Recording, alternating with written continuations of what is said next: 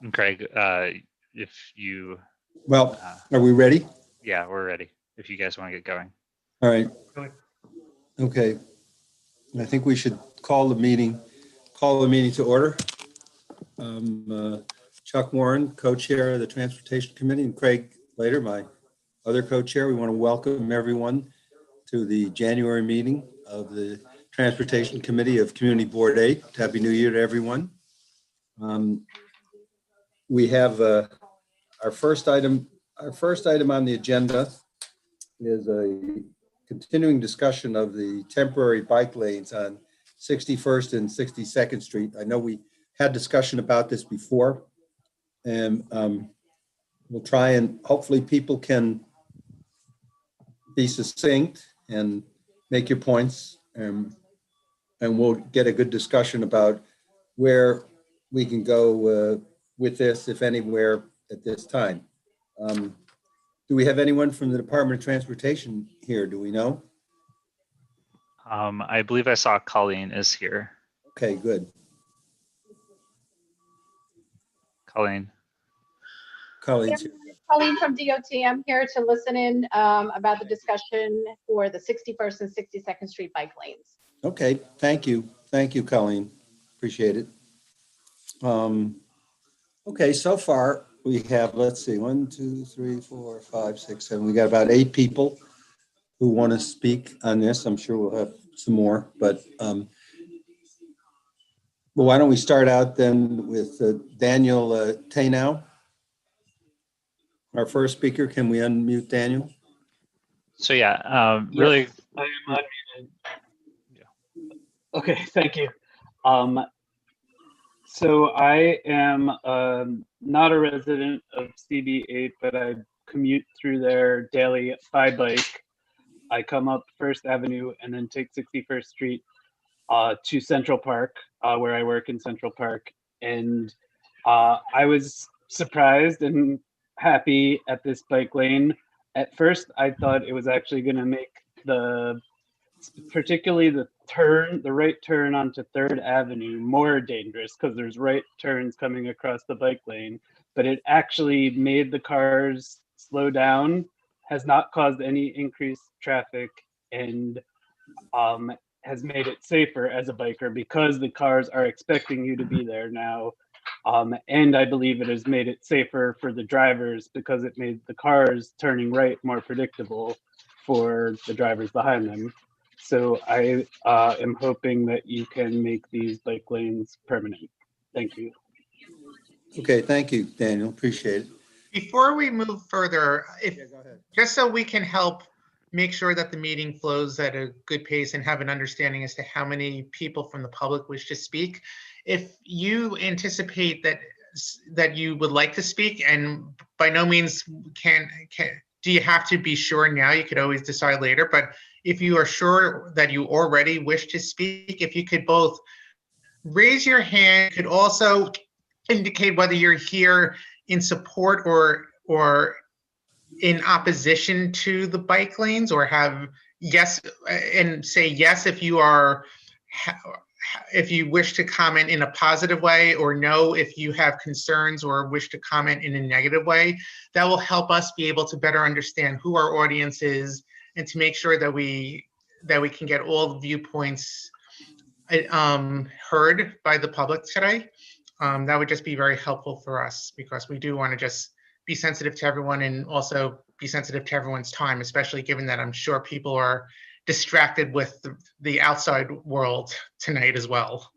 And Craig, let me clarify for anybody, if you're unfamiliar with Zoom, and if you didn't catch the most recent update to Zoom, there are 2 places you might find the raise hand. Don't be worried if you can't find it at one of those places. It will be in the other place. The first one is if you click the reactions button under, sometimes you have to click more to get to it. And if you click on that, click the button that says raise hand. Don't click the button that looks like a waving hand. That's not the one we're looking for. It'll disappear after about 7 seconds. The other place you can find it is if you find the participants menu at the bottom of your screen and you open that, you might find the raise hand button there. I still see somebody waving. Dawn, that is a wave. That is not raising your hand. If you're on the phone, it is *9 to raise your hand. You can chat me if you're having problems with the format. Okay, well, why don't we, we're wasting time. Why don't we Go for it. get going here? Paul Crickler? Yes, thank you very much. I live on Roosevelt Island. I've recently moved here from the Upper East Side. To me, it's not complicated. We need protected bike lanes anyway, but this one seems particularly helpful to so many different kinds of people. What I can do is tell you one reason I like to keep it. My son, who's 16, he rides his bike as much as he can. He likes to meet his friends in Central Park when it's not too cold. And he cycles from the Queensborough Bridge to Central Park. It's perfect for him. This is the kind of thing I believe the city, any city, should be wanting to have available to their citizens anyway. But to me, it's ludicrous to think about taking this away when we have a pandemic on. These people have lots of reasons for wanting this. That's one reason close to my heart. I just think it's nuts to think about taking away something that's helpful to so many people. Thank you. Thank you, Paul. Diane Cohen? Diane, you just have to. There you go. Yes, I wanted to speak on new business, not about this particular bike lane, if that's possible later.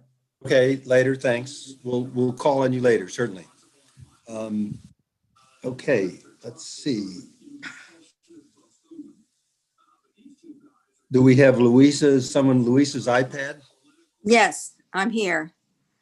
My name is Louisa Padgel, and I've attended your two previous meetings in November and December, and I thank the two co-hosts for putting this on the agenda. I live on 62nd Street. I have for 43 years, and it has always been a very, very challenged street because of its direct access to the FDR and the bridge.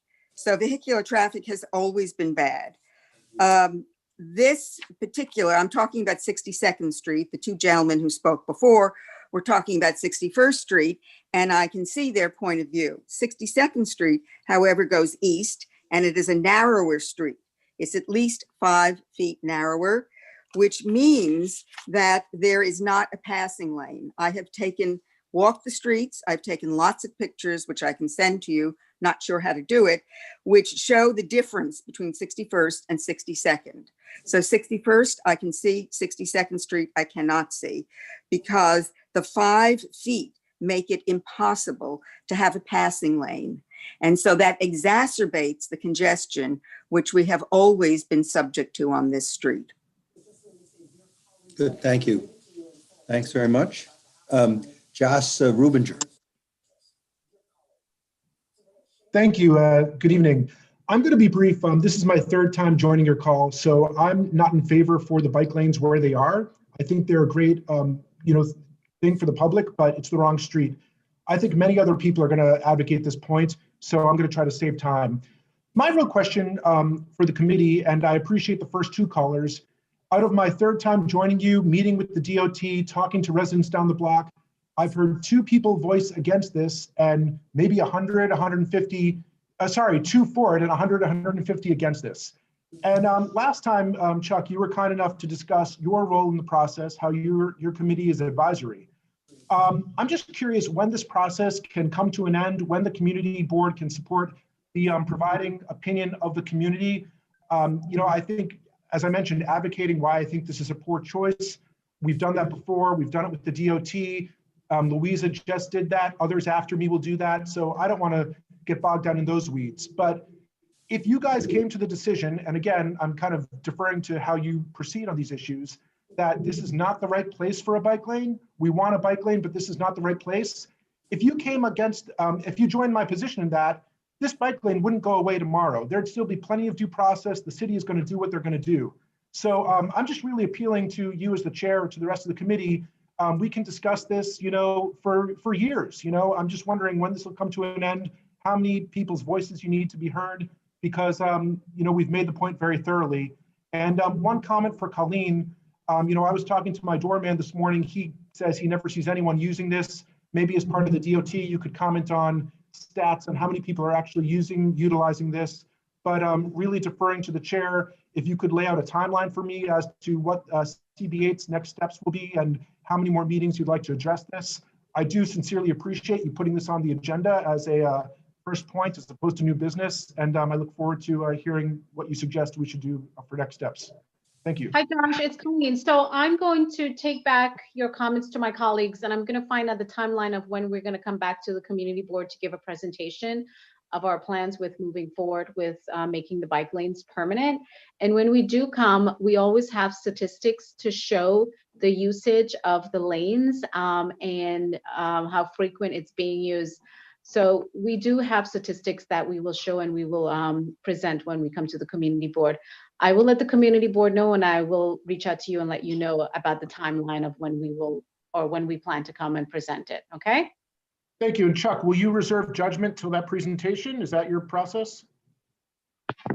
Josh, it's really up to the committee, and I think we'll have to discuss how we want to proceed with this because I know that the DOT is going to come forth with a presentation for permanent bike lane. These are, as you know, temporary, and they are planning to make things permanent.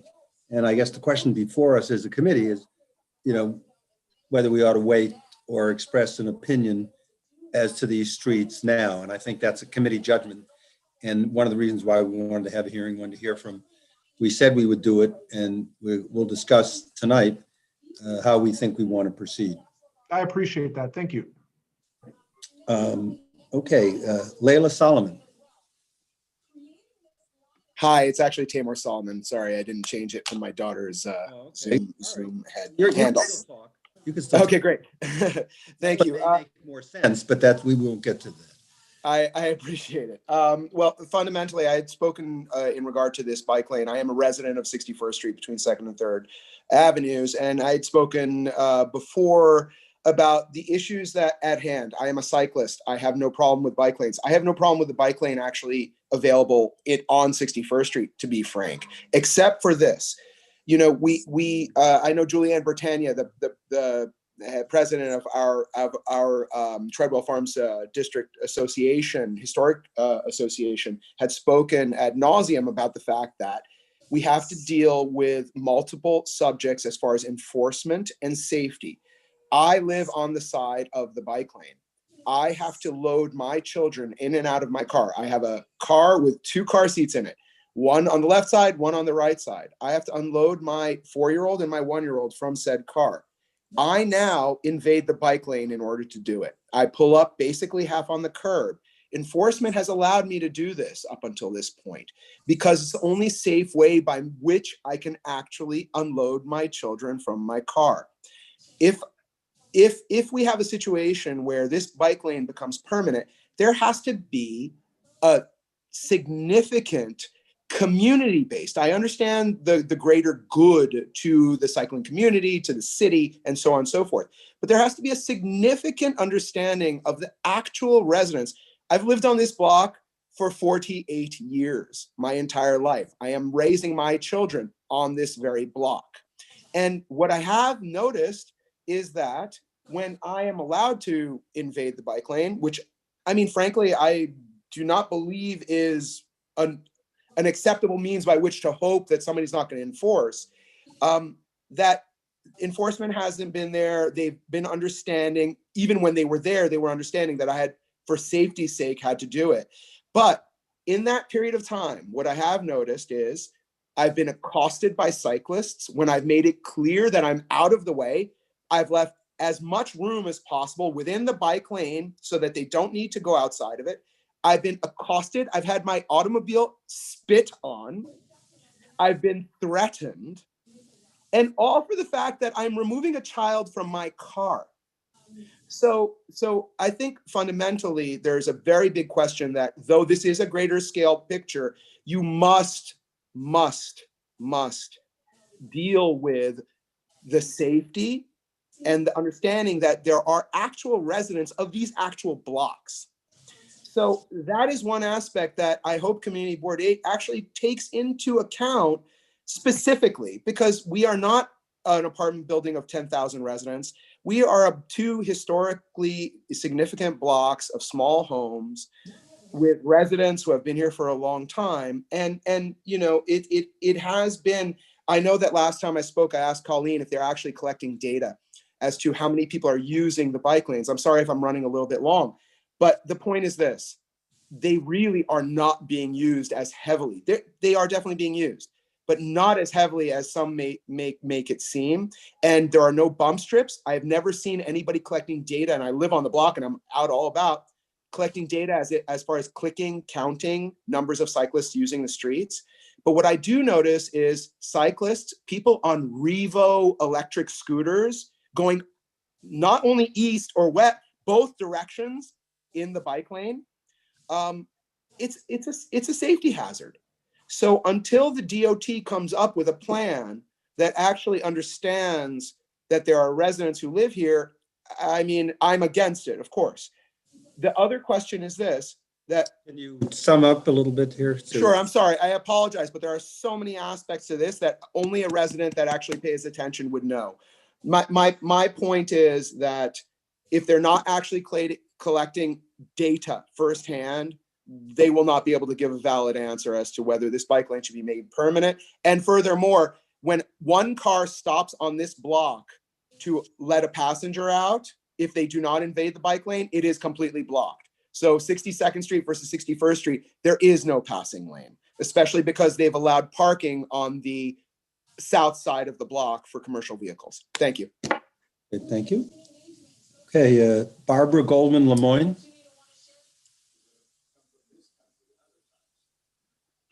Is she there? She is. She just needs to confirm unmuting. So think this is I just a reminder for everybody else, because there's 21 other people who have their hands up. After I unmute you, you will have to confirm unmuting on your screen. Okay, Go I ahead. did, correct? You did. We can hear you. Hi, Barbara. Okay, hi. I'm also on 62nd Street. I'll be brief because most of my topics were covered. The issue of loading and unloading in front of our building is dangerous, so I also have to go into the bike lane. But I've never seen any bikes there. Honestly, if I've seen one or two, they're never there. And sometimes they're there going in the opposite direction to where they're supposed to be going. There's just not enough room to live our lives there. And also the backup of traffic is terrible because there's no passing. So I also, when can we know statistics? I know you say there are statistics, but I'd be so interested to know that because I don't see any people at least between 2nd and 1st. I hardly ever see people. Does anybody else? Oh, Colleen will have to answer. Maybe you have the answer or can get us the answer. Okay, I'd be interested to know. Yeah, we'll try and see if we can get what they have so far, if they'll give us anything. That would be great. Thank you. Thank you. Again, we are compiling the stats, and when we come before the community board, we will present that. I don't have any stats that I can share with you tonight because, again, it's still a work in progress. So when we come back to the community board, the presentation will be on the Transportation Committee Board agenda. So I would advise that everybody keeps an eye and ear out, and so you can come back to join us at that meeting. But we'll definitely keep the board updated on when we plan to come back again. Okay. Dora Makita. Hi, everyone. Thank you for giving me the chance to speak. I am a resident on Lexington Avenue between 61st and 62nd Street. And I also commute by bike on the days that I go into the office.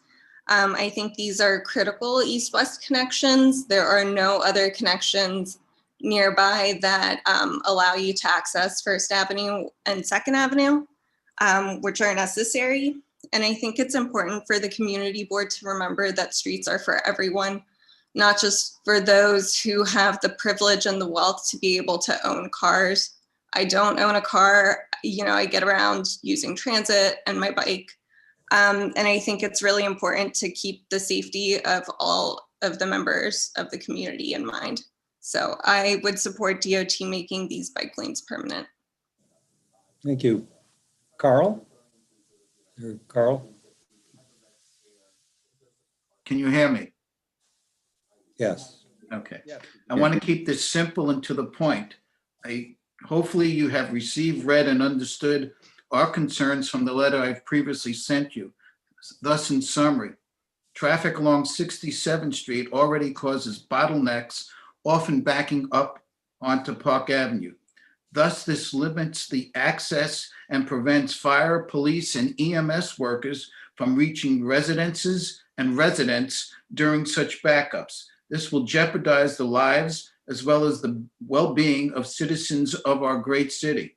To approve these lanes for the sake of reckless bikers, who, by the way, almost hit me, darting in and out, and heedless of the pedestrians, both old and young, is a callous and wanton act of premeditated malice. Lives lost, injuries sustained, property damage resulting from this proposed needless and dangerous bike route will fall directly on the heads and consciences of those that approve this proposal. Failing to come to our civic senses, at a minimum, parking on the south side of 62nd Street must be prohibited for increased flow. Thank you. Thank you, Carl. We did see your letter. I appreciate it. Thank you. Evelyn David, next, if you can unmute. Hi, good evening, everybody. To get rid of the parking on the south side, just to answer very fast, that would take away from any commercial people in the neighborhood who came to work in the buildings that need to park there during the day. Would be totally unfair. Why don't we just, once again, I'm adamantly opposed to the bike lanes. First of all, I was out there all day long today and yesterday. I didn't see one biker. So DOT says they're getting statistics. I don't know where from. Between Lex and Park and 3rd, no bikers during the day. That's all I can tell you. Okay, so I'm totally opposed to this. This is a through street to the FDR. The backup down, further down on 1st and 62nd is horrendous. It's now piling up onto Park Avenue at certain hours. It's just getting worse and worse. And you know, the joke is that you guys, the DOT puts in all these regulations and then they back it up on us, the driver saying, oh, there are too many cars on the road. Oh, no, we've caused traffic problems. Well, I'm sorry, I'm getting really, like, it's not our fault. It's a perfectly smooth running street. The neighborhood was just fine the way it was. I don't know where you came up with this idea.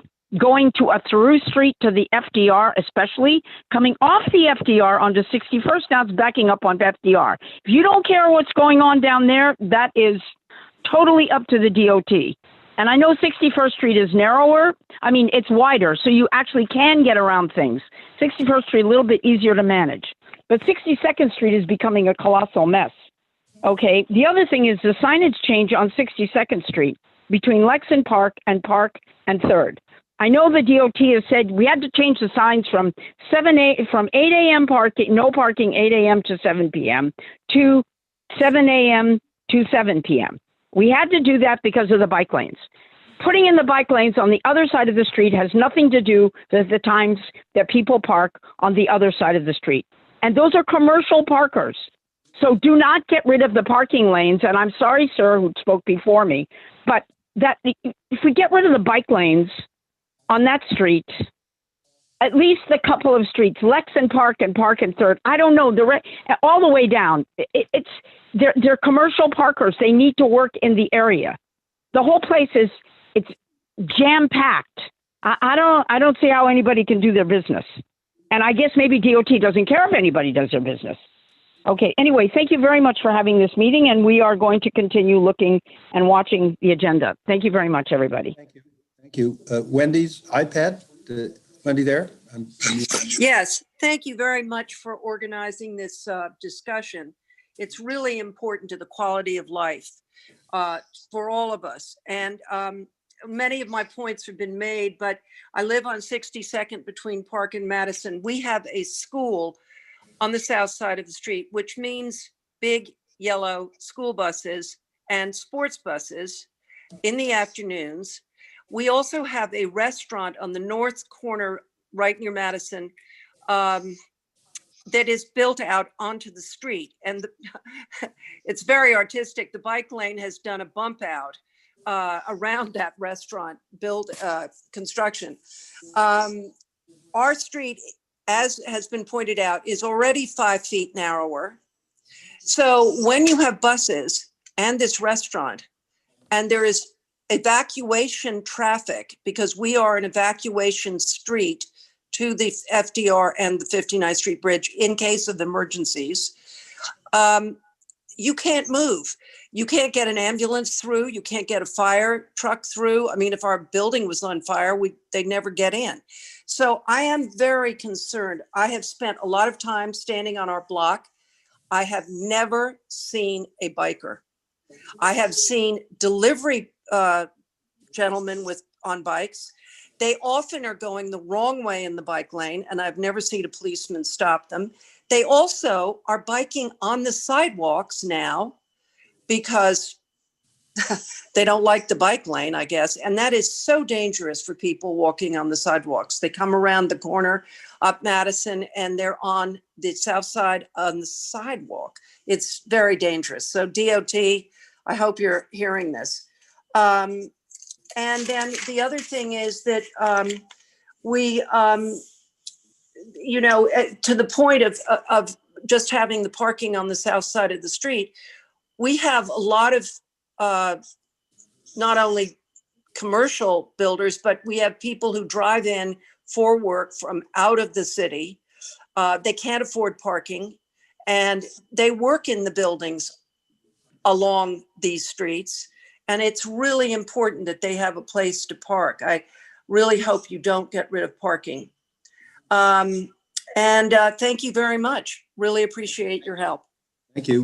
Alan, next. Can we unmute Alan?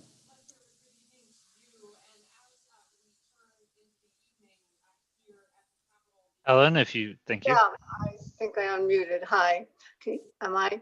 Yes, we hear you. Can I speak on, I know we're on 61st Street, but my issue seems to be way down at the bottom of the agenda, and I don't know that I can last that. Sorry, we can't. We have to speak. We have to be on this. We'll get to you when we get Are we ever going to get to Central Park, or because otherwise I'll go watch our Capitol get destroyed? Central, when you say Central Park, which I'm not sure what you mean by Central. Well, I guess, well, let me just say very quickly that I live on the west side. So this, the issue that's number one on your agenda right now is not one that I can really speak intelligently about. But I do cross Central Park from east to west and west to east frequently. It's an issue I feel strongly about. I've been trying for years to get something done. Nothing ever gets done. And I think that some cooperation between CB8 and CB7 would be very useful, which is why I'm here tonight. I certainly support bike lanes on 61st Street, but that's not my big issue. And I don't know how I ever get to speak about it given the agenda of this meeting. So what should I do? We did talk about the Central Park paths and things like that, and we've actually passed the resolution. So we can, maybe if you want to look on the website, CB8M.com, and look at our transportation committee minutes, which are on there, you'll see them. Recently, we passed a resolution to deal with that. So yeah, well, CB7 passed a resolution a long time ago, and nothing ever happens. We're working with the DOT, Ellen, to try to do that. But I'm sorry, we have to. We have to. Okay. It's fine. And then there's really, let me just say, I'm in support of the bike lanes on 61st Street, and I'll shut up and leave. All right, thank you. There's more interesting things to do, right? Jason Gers. Hey, good evening, everybody. My name is Jason Gers. I'm the volunteer chair of Transportation Alternatives Manhattan Committee. Thanks for giving me a chance to speak tonight. First, I heard some folks say that they believe that there's more opposition to these bike lanes than support. This is the first time that this was publicly on the agenda. So this is our first opportunity to come to this meeting in front of CB8 and voice our support to you. And in fact, we have a petition going for protected crosstown bike lanes in the Upper West and Upper East sides. And that petition has over 300 signatures at this point. 170 of them we just got in the last 48 hours once we became aware that CBA was considering 61st and 62nd. So there is very strong support for protected crosstown bike lanes, both 61st and 62nd, as well as 72nd, the 80s and 90s, all the way up, so that people are able to travel between the Greenway on the east side and Central Park. 61st and 62nd is a critical connection for the Queens Bridge to the center of Midtown and to Central Park, and that's a very important location. That's the reason for this. This was promised in the Green Wave plan by the DOT in July 2019, as well as February 2020, when DOT made an announcement about protected bike lanes in Manhattan. I understand the concerns about commercial loading. I think those are things that can be solved by removing or changing parking regulations so that people can move in and out of commercial vehicles, get their kids dropped off in an appropriate way. In this case, it would be the opposite side of the street of the bike lane.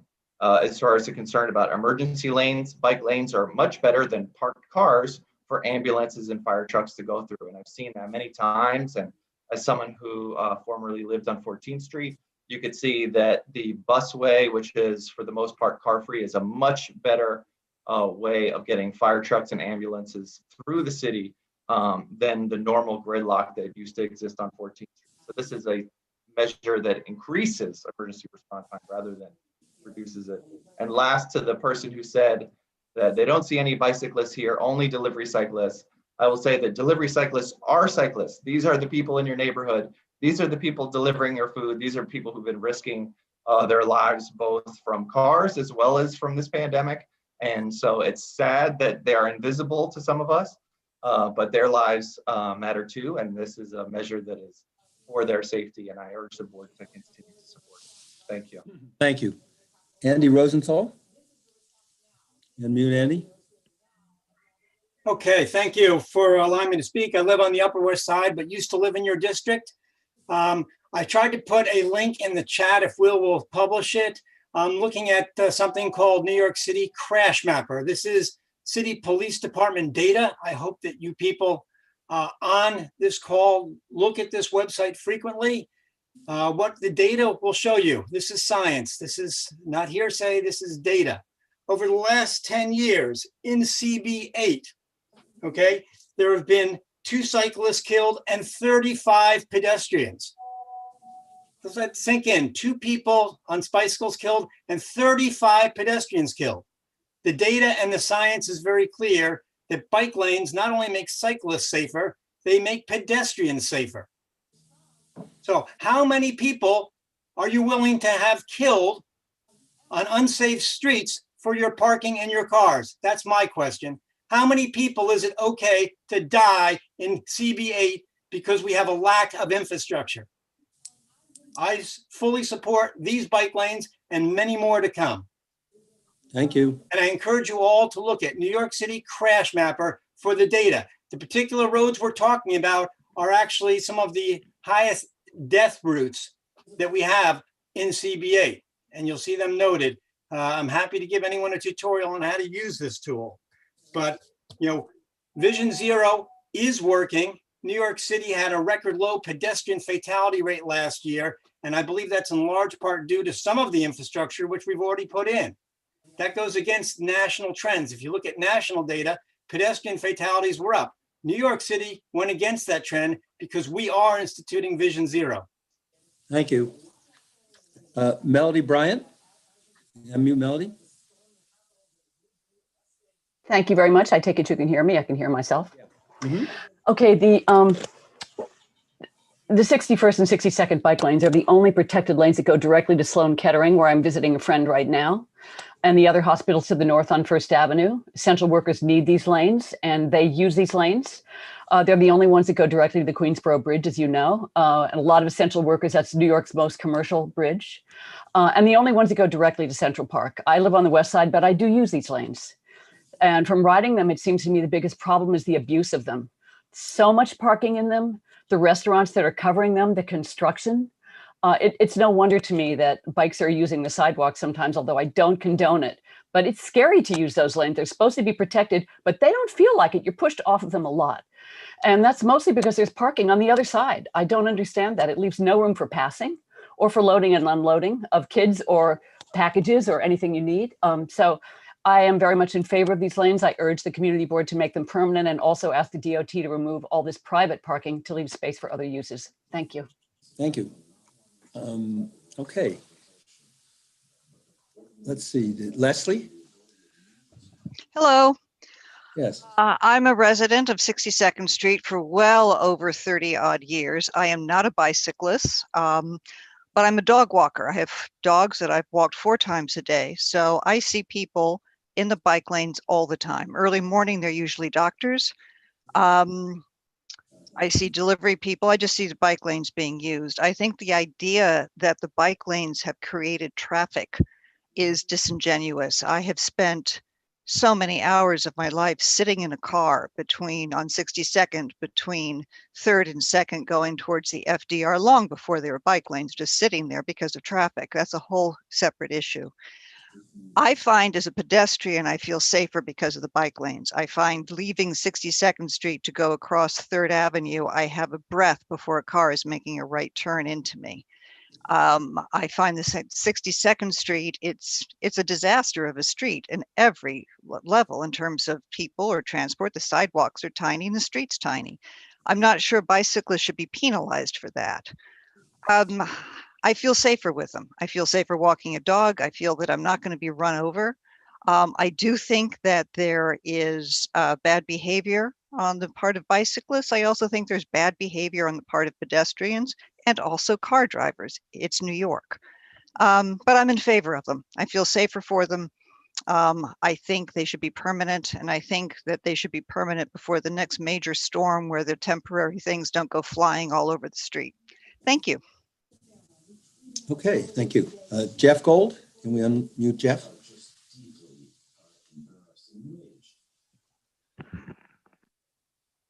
You there, Jeff?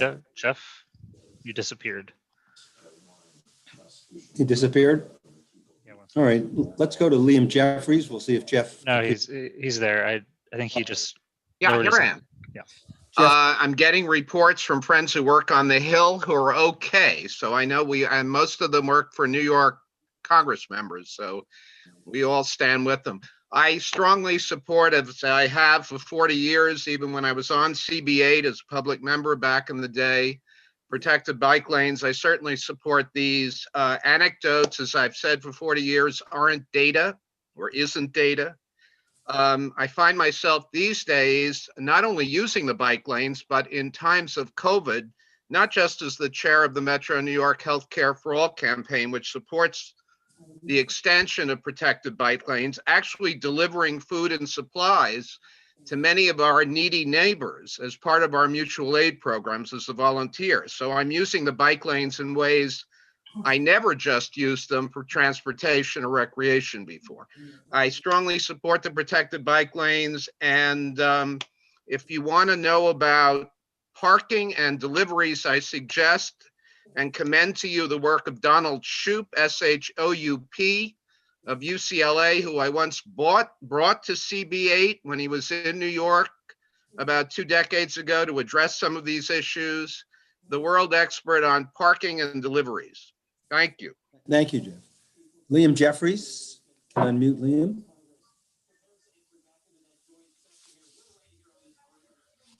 There you go. Can you hear me? Yes, we can. Great. So I've also lived on, I've lived between 61st and 62nd my entire life, on 62nd and 3rd. The bike lanes have been a tremendous improvement, and I say this as someone who's a lot more of a pedestrian than a cyclist at this point. Give you a few examples. On 61st Street, on 3rd Avenue, people have already mentioned the traffic.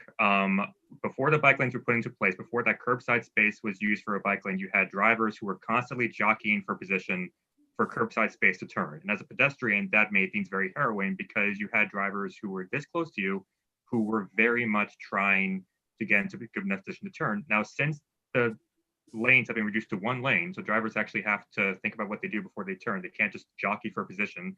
It's a lot safer. You can actually go out into 60% and see what's on the street without the fear of someone running you over for being slightly out of the sidewalk. So that's one. Second thing as well, I'm a lot less of a cyclist than I used to be, but I've lived my entire life here. I learned to ride a bike in this area. I would have loved to see these bike lanes when I was learning how to ride a bike. Especially, I still have memories of nearly getting doored on 61st Street. It's happened back when I was a teenager, but it's still very much in my memory. And if those bike lanes, if the bike lane on 62nd Street in particular had been there, that would never have happened. I would not have been nearly doored. So I'm in support of these bike lanes. I wish they would have been here years before, honestly, when I was learning how to ride a bike, and I would very much like them to be permanent. Thank you. Thank you. Thank you. Todd Soloway. Todd, can we unmute Todd? Yep. Okay, I got unmuted. Thank you very much. I appreciate it. Chuck, thank you for having the second meeting. I spoke at the last meeting that we had on this topic. This is not the first meeting that was had on this point. And I appreciate the opportunity. And in the interim, since our last meeting, myself and some of the other members on this call of the community met with members of the Department of Transportation, the people who are particularly in charge of the installation of bike lanes throughout the city. We walked the area. And so we have engaged with the Department of Transportation to discuss the concerns that we have about this issue. This is not anecdotal. This is, as a result of actually engaging with the Department of Transportation on this topic. You are left in the unenviable position of trying to satisfy everybody, which can never be the case, of course. But I would tell you that the information that I have as a board member at 200 East 62nd Street and interacting with the overwhelming everyone I've interacted with in the community, that while there certainly are legitimate reasons to support bike lanes and even these bike lanes, the overwhelming majority of people in the community are opposed to these bike lanes. You have the Queensboro Bridge, you have the on-ramps, you have the off-ramps, you have the FDR Drive. The traffic is already immeasurable, it is absolutely backed up during the rush hour periods of time. I believe what I said last time was that the original thought about why this was temporary was hopefully because they were satisfying the idea that during COVID people would be taking their bikes. But only to learn that this is the plan all along is to make this permanent. I do think that this raises a bit of a philosophical question. I don't think people are opposed to bike lanes per se. The question is, where do they belong? And I don't think they belong on these streets. And I think the community board needs to recognize that. The bigger point that I think the community board is going to be faced with is, I think the people at Department of Transportation acting in good faith, good people, honest. But I did get the sense from our communication with them that this was a bit of a fait accompli. And the question really that I think is, if assuming the community is adverse to this decision, can the community board actually even do anything about it? These bike lanes are not widely supported. They create more safety issues than they solve. I understand the extreme position of zero tolerance is the goal, but it's not helping it in this neighborhood. In fact, it's making it a lot more dangerous in a lot of ways. The traffic on these streets is unbearable. The turning into the bike lanes, in and out of them, into parking lots is really a scary maneuver. And if you are in the neighborhood, you know that what these lanes are used more for than anything else is for commercial vehicles to park their cars because they have nowhere to double park. So look, I oppose this. I would urge the community board to actively oppose this now and not to wait. The community, by and large, is opposed to it. People who live in this community overwhelmingly are opposed to this. And if this body is representative of its community, it should be opposing this with the city and looking for the city to move these bike lanes to other locations.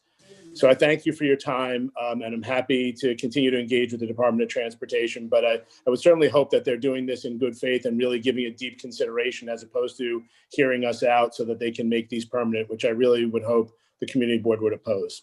Thank you very much. Thank you. Thank you, Todd. Julianne Britannia.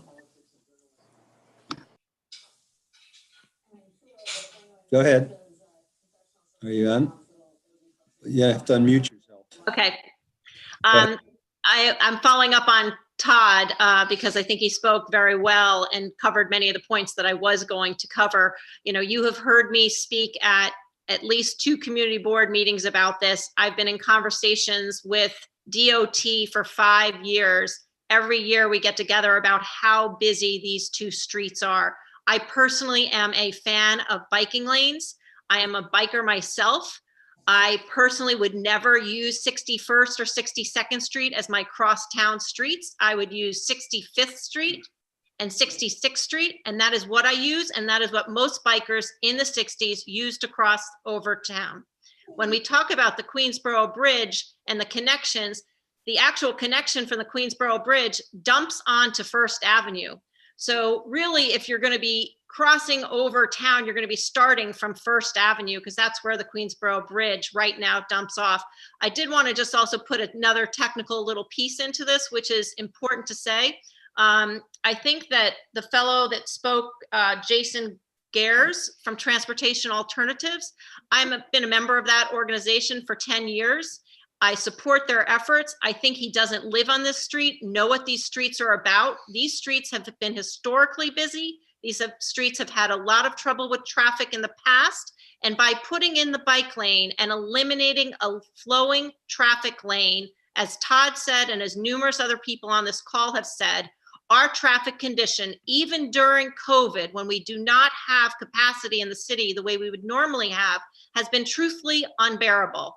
Most days there is backup on most of the avenues where we have gridlock that pedestrians need to turn through cars trying to get across avenues. You're just weaving in and out on most avenues during especially rush hour. Colleen was on the phone. Colleen was present, as well as 4 other people on the on-site visit that we met with DOT, as Todd mentioned, and Judy, Schneider, and others were invited to this. During that 9 a.m. meeting, it was very clear to DOT that these corners are unsafe and that we need further enforcement. If this bike lane is going to stay there, enforcement needs to be at a higher level than it is now. And for anyone on the phone that speaks about bike lanes, let me be clear, I am very supportive of bike lanes. This is just the wrong spot. People have mentioned it, but just for everyone who may not live in this neighborhood, with the FDR entrances, the FDR exits, the Queensboro Bridge off-ramps, on-ramps, this is a heavy traffic area and should not be where these bike lanes are. I know they're temporary, and as Todd said, we'd like to understand when a decision will be made about permanent or not, but the reality is the data has not been shared by DOT why this lane was chosen on these blocks to begin with.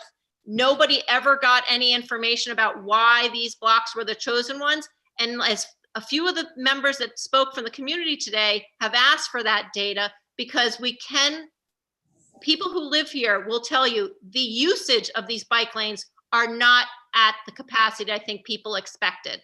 And more importantly, I will also just add to the comment of people saying that these are used by truck parking and other places where they're using these bike lanes to park. Certainly normal USPS, FedEx, even ambulances are using these as their pass-throughs. DOT, since you're on the phone, Colleen, I would like to mention, because I haven't had a chance to write you an email on this, but if you go on 61st Street, half of the protected pylons are now missing because they are so abusively being run over that most of the pylons that were just installed just 2 months ago don't even exist anymore. This is a, Can you sum up a little here? So my point is, I think from a neighborhood perspective, hearing from the residents of Treadwell Farm Historic District, certainly the immediate neighbors along these corridors are not generally happy with. We may hear from 1 or 2 members that live in this area that think it's great because they are bikers, but we should be really forcing DOT to look at another area like 65th Street, 66th Street that are great crossovers to the park. And that if you're coming off the FDR, if you're coming off the Queensboro Bridge, there are better patterns that really the engineers behind these bike lanes should be looking at, like their going over to 54th Street or going up First Avenue. Thank you so much for having us, and I appreciate the opportunity to speak specifically on these two lanes because we have had historical issues in this area with traffic, and these bike lanes have only increased that traffic, even in times like now where we have less traffic than normal. Thank you. Okay, Dashinko? Dashinko? Can we unmute Dashinko? Is there anyone there? You're unmuted. DS Shinko. You muted yourself back. Try that one more time. Shinko?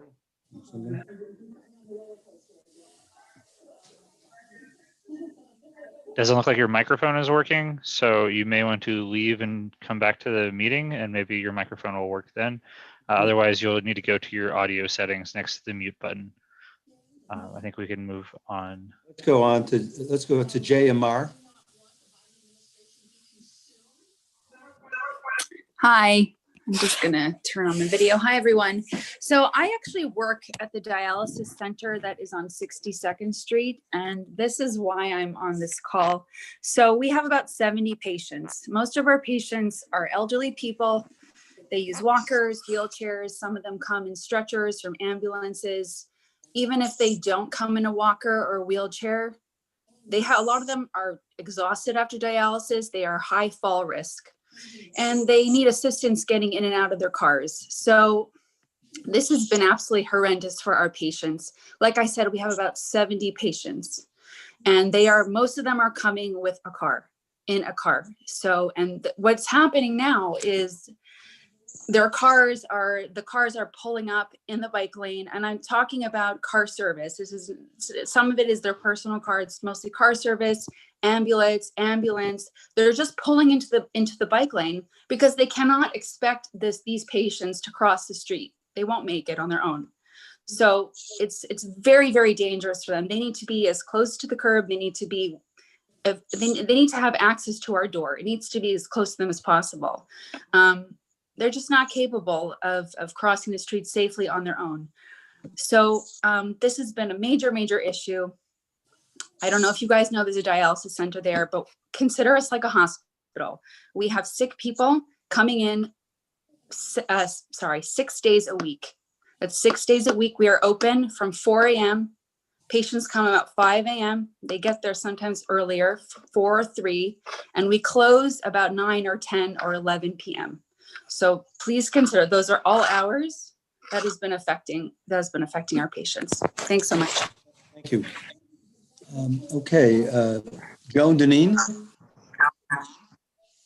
Can we unmute Joan? Do you hear me now? Yes. Hi. So my family and I live in a townhouse on 62nd between 2nd and 3rd, and we all rejoiced when we saw the bike lanes go in. We're all bike riders. My husband and my son use the bike lane every day. Now that it's January, I use it much less often. We feel the traffic is actually calmer. We would rather see fewer lanes of traffic because no matter how many there are, they back up. So the number of cars per hour at rush hour is actually potentially fewer, although it's still pandemic time. Most of the points made by the other supporters of the bike lanes, we heartily second here in our family. And let me just say about bike safety, bikes kill far fewer people than cars do. But if you want to have more responsible bicyclists bicycling, you need to provide more protected lanes. I grew up in this city riding my bicycle. It's been a very cruel place to ride a bicycle. It's much better now. But if you want more elderly ladies such as myself out bicycling and therefore calming the bicycle traffic, you need to provide safe areas. I am thrilled that this bike lane is on 62nd Street. Thank you. Thank you. Hindi Chapter. Can we unmute Hindi?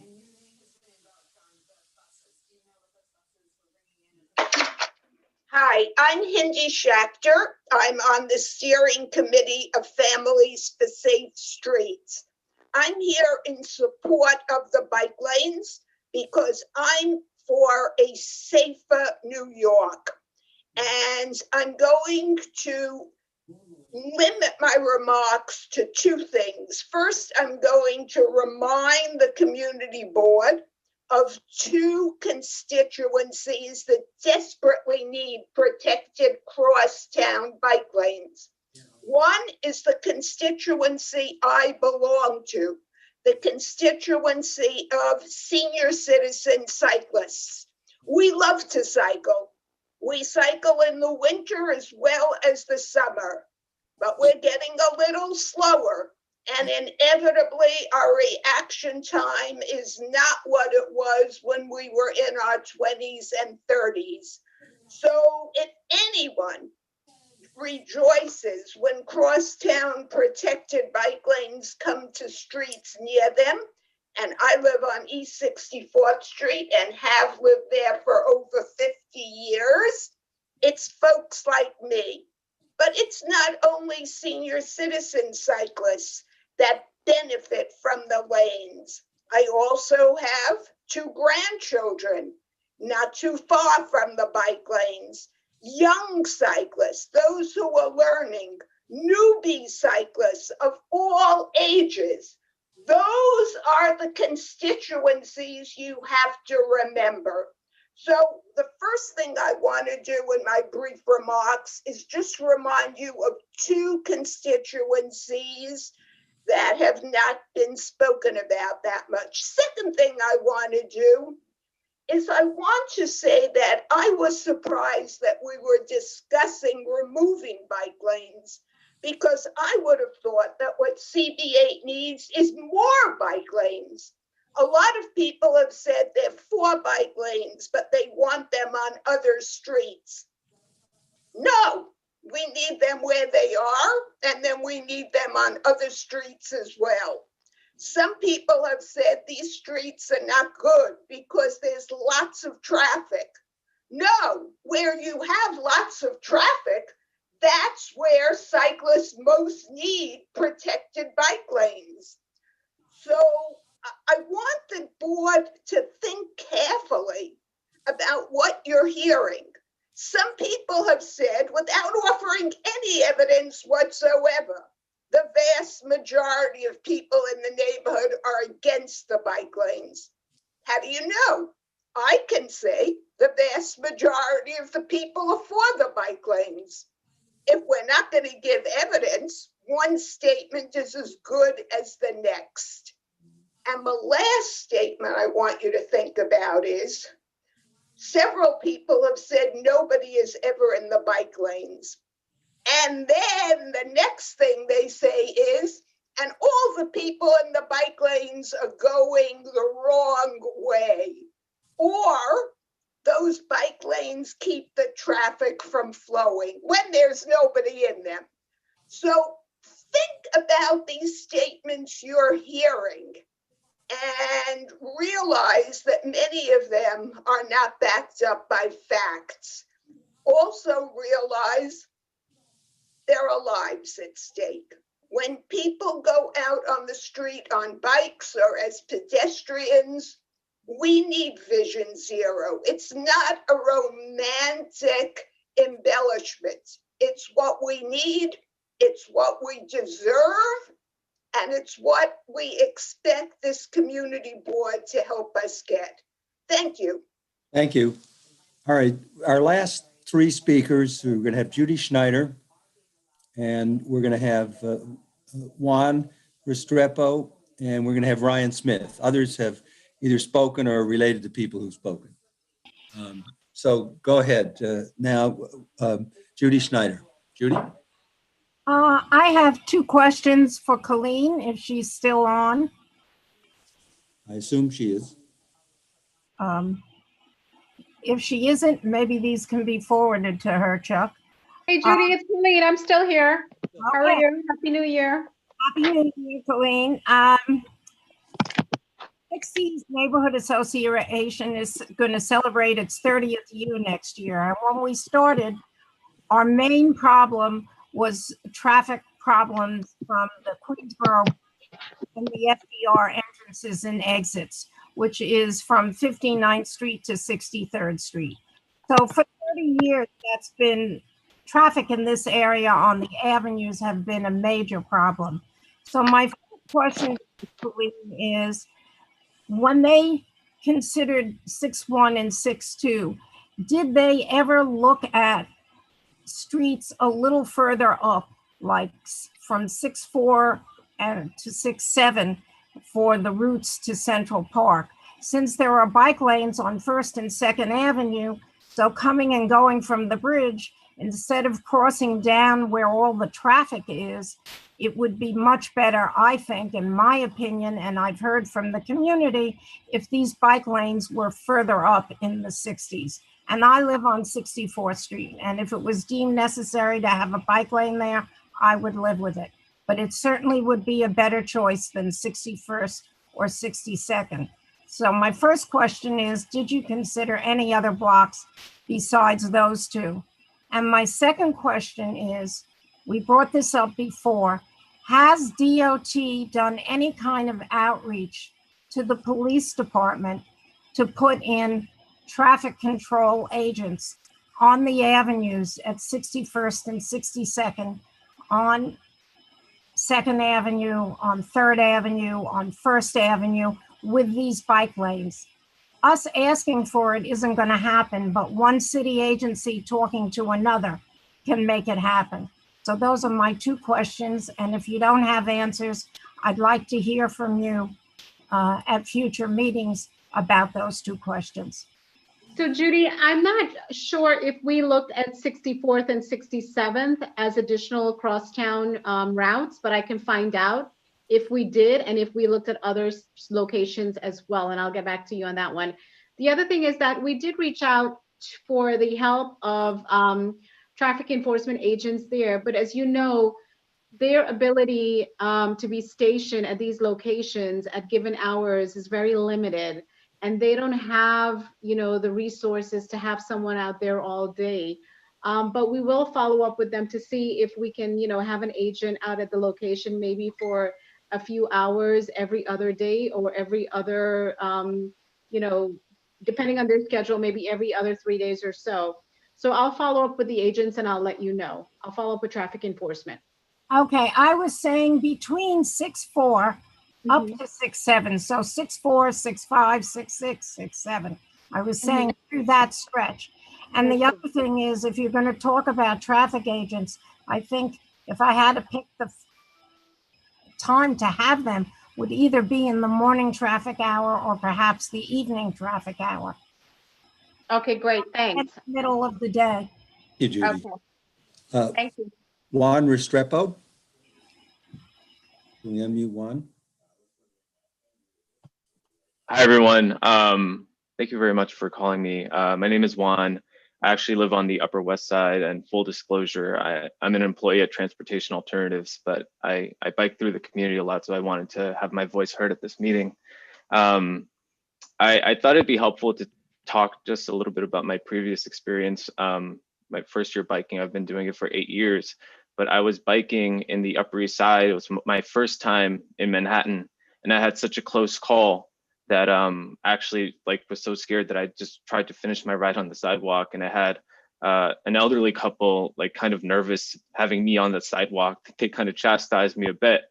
And I like to think that this protected bike lanes that we're seeing right now that are separating cyclists from car traffic is really changing that paradigm for people who were scared like me at one point. And you know, a lot of people are talking about learning how to ride as a kid.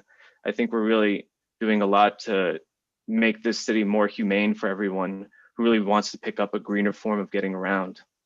And I think a lot of people have been talking about why these blocks, you know, why 61st and 62nd. I know from my personal experience as a Queens boy growing up, I've been commuting over the Queensboro Bridge a lot, and to get to the Upper West Side, I would go up First Avenue and I'd take 71st or 72nd Street to cross over to the park, and 61st and 62nd are just safer and quicker. You get into the park more easily. The convenience factor has been crazy. And I can tell you, my mom loves the fact that I'm taking the safest possible routes because that's very important for her. And I think that's just something important to consider when it comes to how people are getting around. Someone before was mentioning that there's a site called Crash Mapper where you can see the actual damage of what unsafe streets does to people. So just take that into account when you're thinking about these decisions. And I would also like to bring up that I was honestly a little disappointed to hear from someone that they never have seen a biker, but then brought up that they have seen delivery cyclists. We're still in a pandemic. Delivery cyclists have been the most essential worker in New York City that are keeping everyone going. These are not a different category of human beings.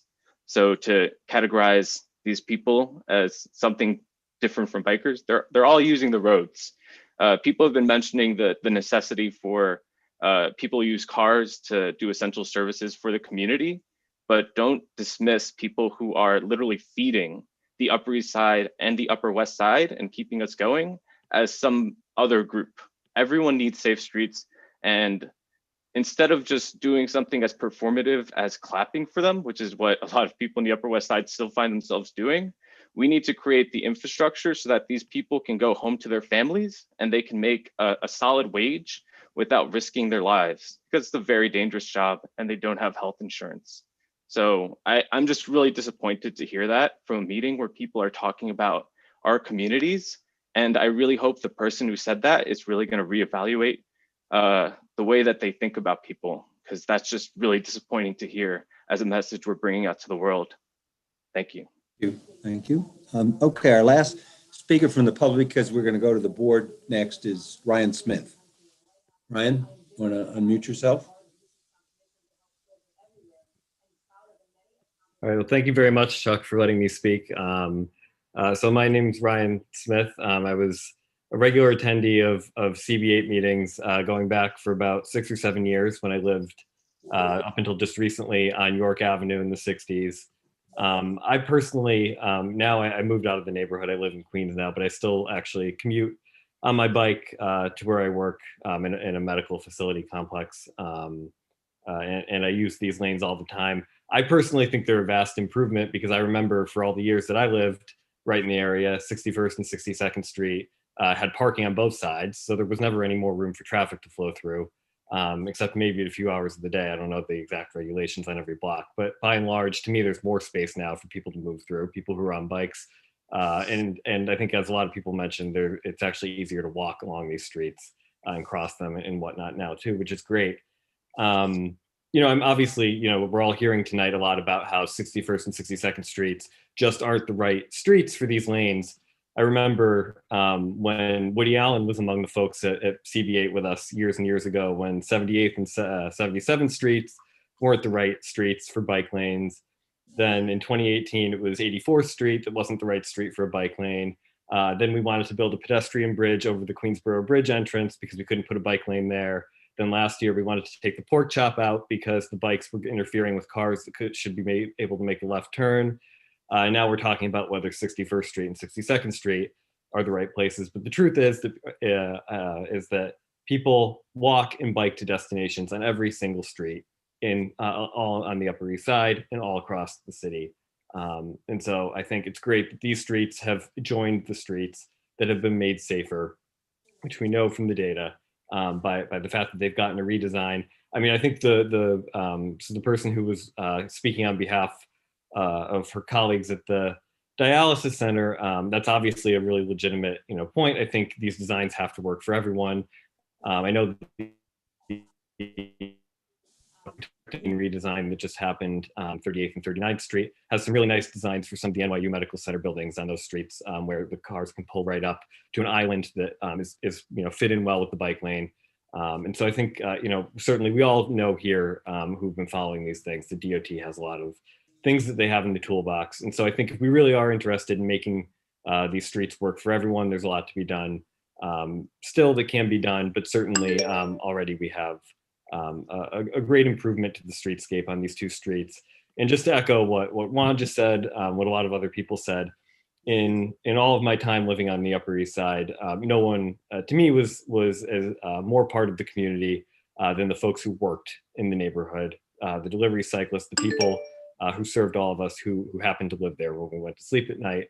And I'm glad that these streets are working better for them, as well as the people who happen to just, frankly, be fortunate enough to live right in the area. So with that, I'll leave it there, and I hope that the board will consider all of this as the discussion moves forward. Thank you, Ryan. Why don't we go to the board and Peter? Wait, before Chuck, we had Devin Gould who had he had hit yes instead of having his hand up before, so he was relegated to the bottom. So he had been waiting to speak for a while. So if we could just Okay. let him speak. Yeah. Okay. Let's go to Devin, who'll be our last public speaker. Yeah, Devin Gould. Hi, how's it going? I'm a former public member of this committee, and it's such a joy to see so many familiar faces. And I'm also a resident of 62nd Street and between 2nd and 3rd, the historic Fredwell Farms district. And I was absolutely elated when they put in the new protected bike lane. I love taking the bike lane to go to Central Park, to the Queensboro Bridge, to the 1st and 2nd Avenue protected bike lanes. And it's not just a matter of recreation. Just today, I biked over to the Department of Health COVID testing site on West 100th Street, and I used these protected bike lanes this morning to go over to Central Park. But it's also, as other people have mentioned, it's not just about the safety of me and my family. It's about everyone in this community, because we have over a decade of data that shows that protected bike lanes make streets safer for everyone, for cyclists, for pedestrians, even for drivers. And I really think the problem with these bike lanes is that they're not protected enough. Having a flexi post every 20 feet is simply not sufficient to protect cyclists from the drivers who illegally park and illegally drive in these lanes. So I hope the DOT will improve that. Second, I think, just as by way of background, the members of this committee know that this board has gone on the record not once, but twice in favor of crosstown protected bike lanes in 2009 and 2015.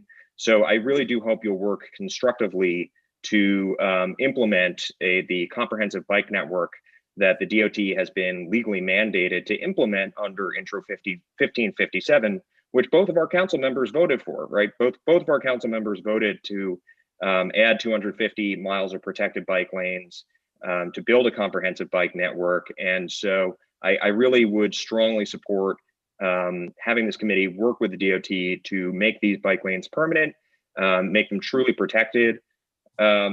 And I will just say, like, I do actually think there's some really great common ground on both sides here, because everybody is agreed that we don't like the traffic on 62nd Street and 61st Street.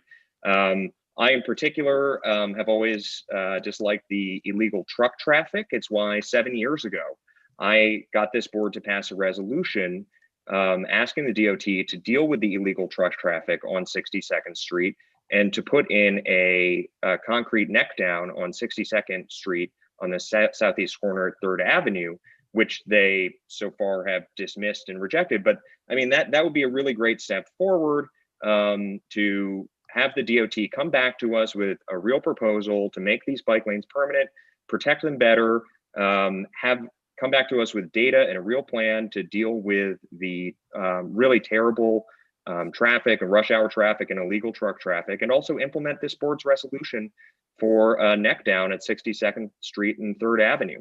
That's it. Thank you so much. Thank you. Thank you, Devin. Let's go to the board, and Peter Borak has had his hand up for a while, our public member. Peter, you want to unmute? Great. Thanks so much. I'd like to thank everyone. Obviously, this is I'll be brief. This is obviously a tough issue because there's a lot of people that the bike lanes are obviously really important to, and a lot of people that it seems the bike lanes are causing consternation. I just want to really thank Kindy for showing up. I don't like to use the word old, but my parents are a little older too. My dad is 83. My mom is 71.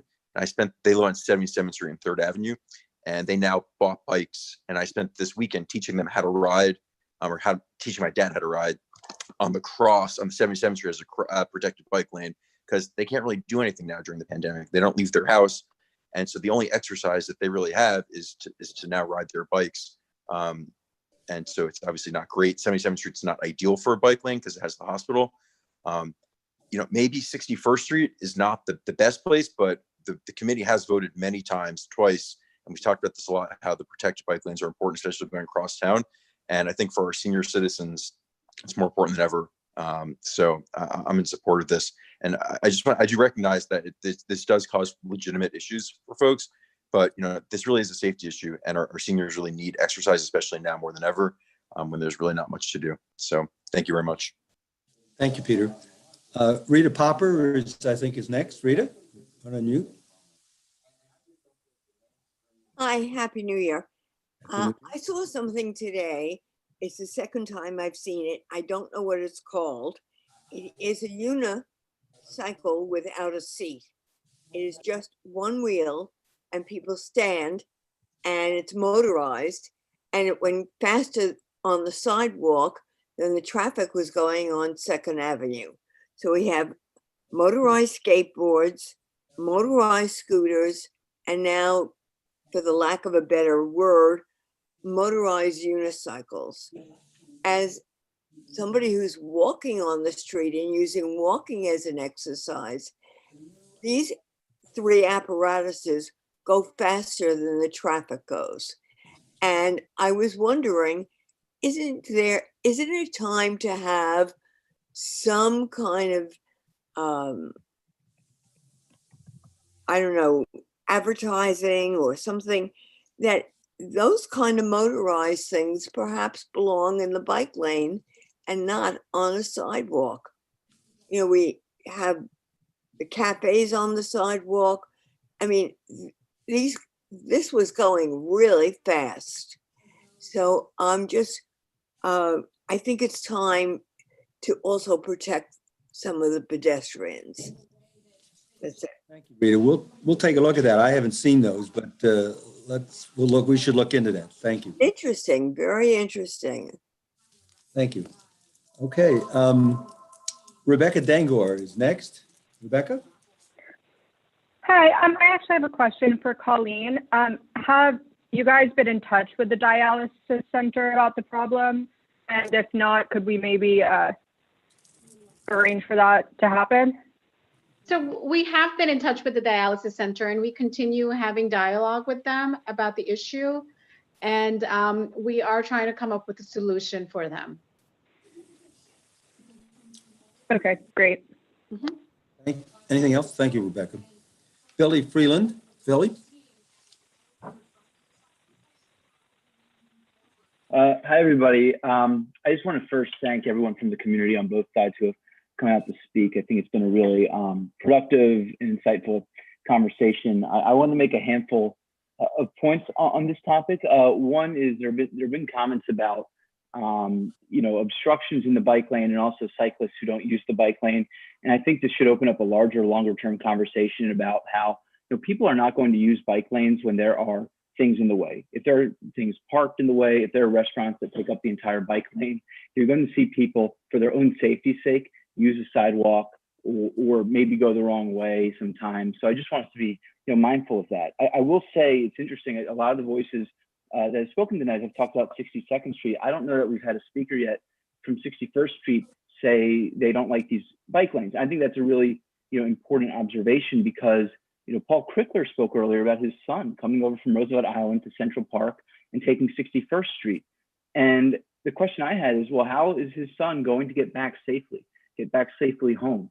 He's going to take 62nd Street to the Queensboro Bridge, then take Vernon Boulevard and take the Roosevelt Island Bridge. So, we have to think about how people are going to get back and forth in both directions. I think also we should think maybe a little bit more broadly when we talk about members of the community. Obviously, all of you who live on 62nd Street, you're members of the community, but so too are the people who live in the 50s and 60s who use these bike lanes. So too are, I would say, our delivery cyclists who serve the community, restaurants. And so too is anyone who, maybe, lives on 61st and 62nd, hasn't spoken, hasn't come to this meeting, hasn't been made aware of it tonight. I just want to make a couple last quick points that I think, or I hope will be helpful in taking this conversation to the next step. We have heard from Judy Schneider and others about traffic in the area. Everyone knows traffic around the lower 60s in particular, 2nd Avenue approaching the Queensboro Bridge is terrible. And if we can get DOT to be more thoughtful about how to put resources in place to make sure there's less congestion, I think we'd all be receptive to that, and perhaps we can all work together on that point. And then to pick up on what Rebecca Dangor was saying, I do agree that we should work with the dialysis center more to find solutions. And it may be what Ryan Smith was talking about earlier. I'd want to look into that. I think we should look into that as a board. But I think we should all always want to work with hospitals, dialysis centers, and the like to make sure that everyone feels safe in our community. So those are the points I wanted to make. I wanted to thank everyone. I thought it was a really good discussion tonight. And I'm looking forward to DOT coming back to us with a presentation and some data. So thank you. I don't know that there's anyone, I don't see anyone from the board. Am I missing anyone that I haven't seen? Yeah, that's everyone. Yeah. Now, as we know. Oh, Alita just raised her hand. Who did? Alita. Oh, hi. Yeah, sure. Let's recognize Alita. Thanks, Chuck. I had a question for Colleen, which is, I don't know what factors DOT uses in considering where to put bike lanes. And I think that would be useful for people to know, so that when bike lanes are designated, people would know if it's because it's a route to the bridge, or because there are no buses on it, or because there were no schools there. So when people think about it, they could think about what factors are relevant to DOT and could think about how those factors figure into their own analysis. And that's my only question. Thanks, Chuck. And I don't know if that makes sense, but I'm just asking. Thank you. I think it's a good question. Thank you. And Trisha also has her hand up. Yeah, I saw Trisha. Yeah. Colleen, did you prepared to answer that, or do you want to come back and talk to that and get an answer to that? So Alita, when we initially came before the community board and gave the presentation, we went into details as to why these two streets were chosen, and we elaborated and we provided the rationales for them. I don't have the presentations in front of me, so I can't tell you, the reasons behind it. But, before we move forward with installing any protected bike lanes, or bike lanes for that matter, we do our homework and research the area that we are looking to create these cross-town routes to see that, or to ensure that they are going to be workable, and also, that they are going to be used by cyclists. So I'm sure a lot of thought was put into this before we decided to move forward with making 61st and 62nd Street a temporary bike lane at the moment. Okay, I wasn't suggesting that you hadn't, but I'm just not sure if everyone understands what they were. And if you did a presentation, then that's fine. And no one would expect you to redo that presentation every time the particular designated streets came up. But I guess I must have missed that. Thanks, Colleen. Mm-hmm. Happy New Year. Colleen, could you send us, send into Will maybe some information on that from that presentation? I remember the presentation, but I don't remember the factors. I remember people saying that was the street that they thought made the most sense for a through street coming off the bridge, et cetera. But maybe you can go back and get us some more details on that. Okay.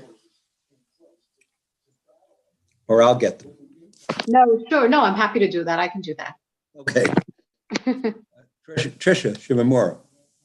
Hi, just another question for Colleen, really. I guess I'm sorry if I missed this before, but could you just repeat again, in terms of timeline of what the next steps are, when you're actually thinking about making this permanent or not, or when you are planning on coming back to the community board with that decision, and how you might help address the issues with dialysis center?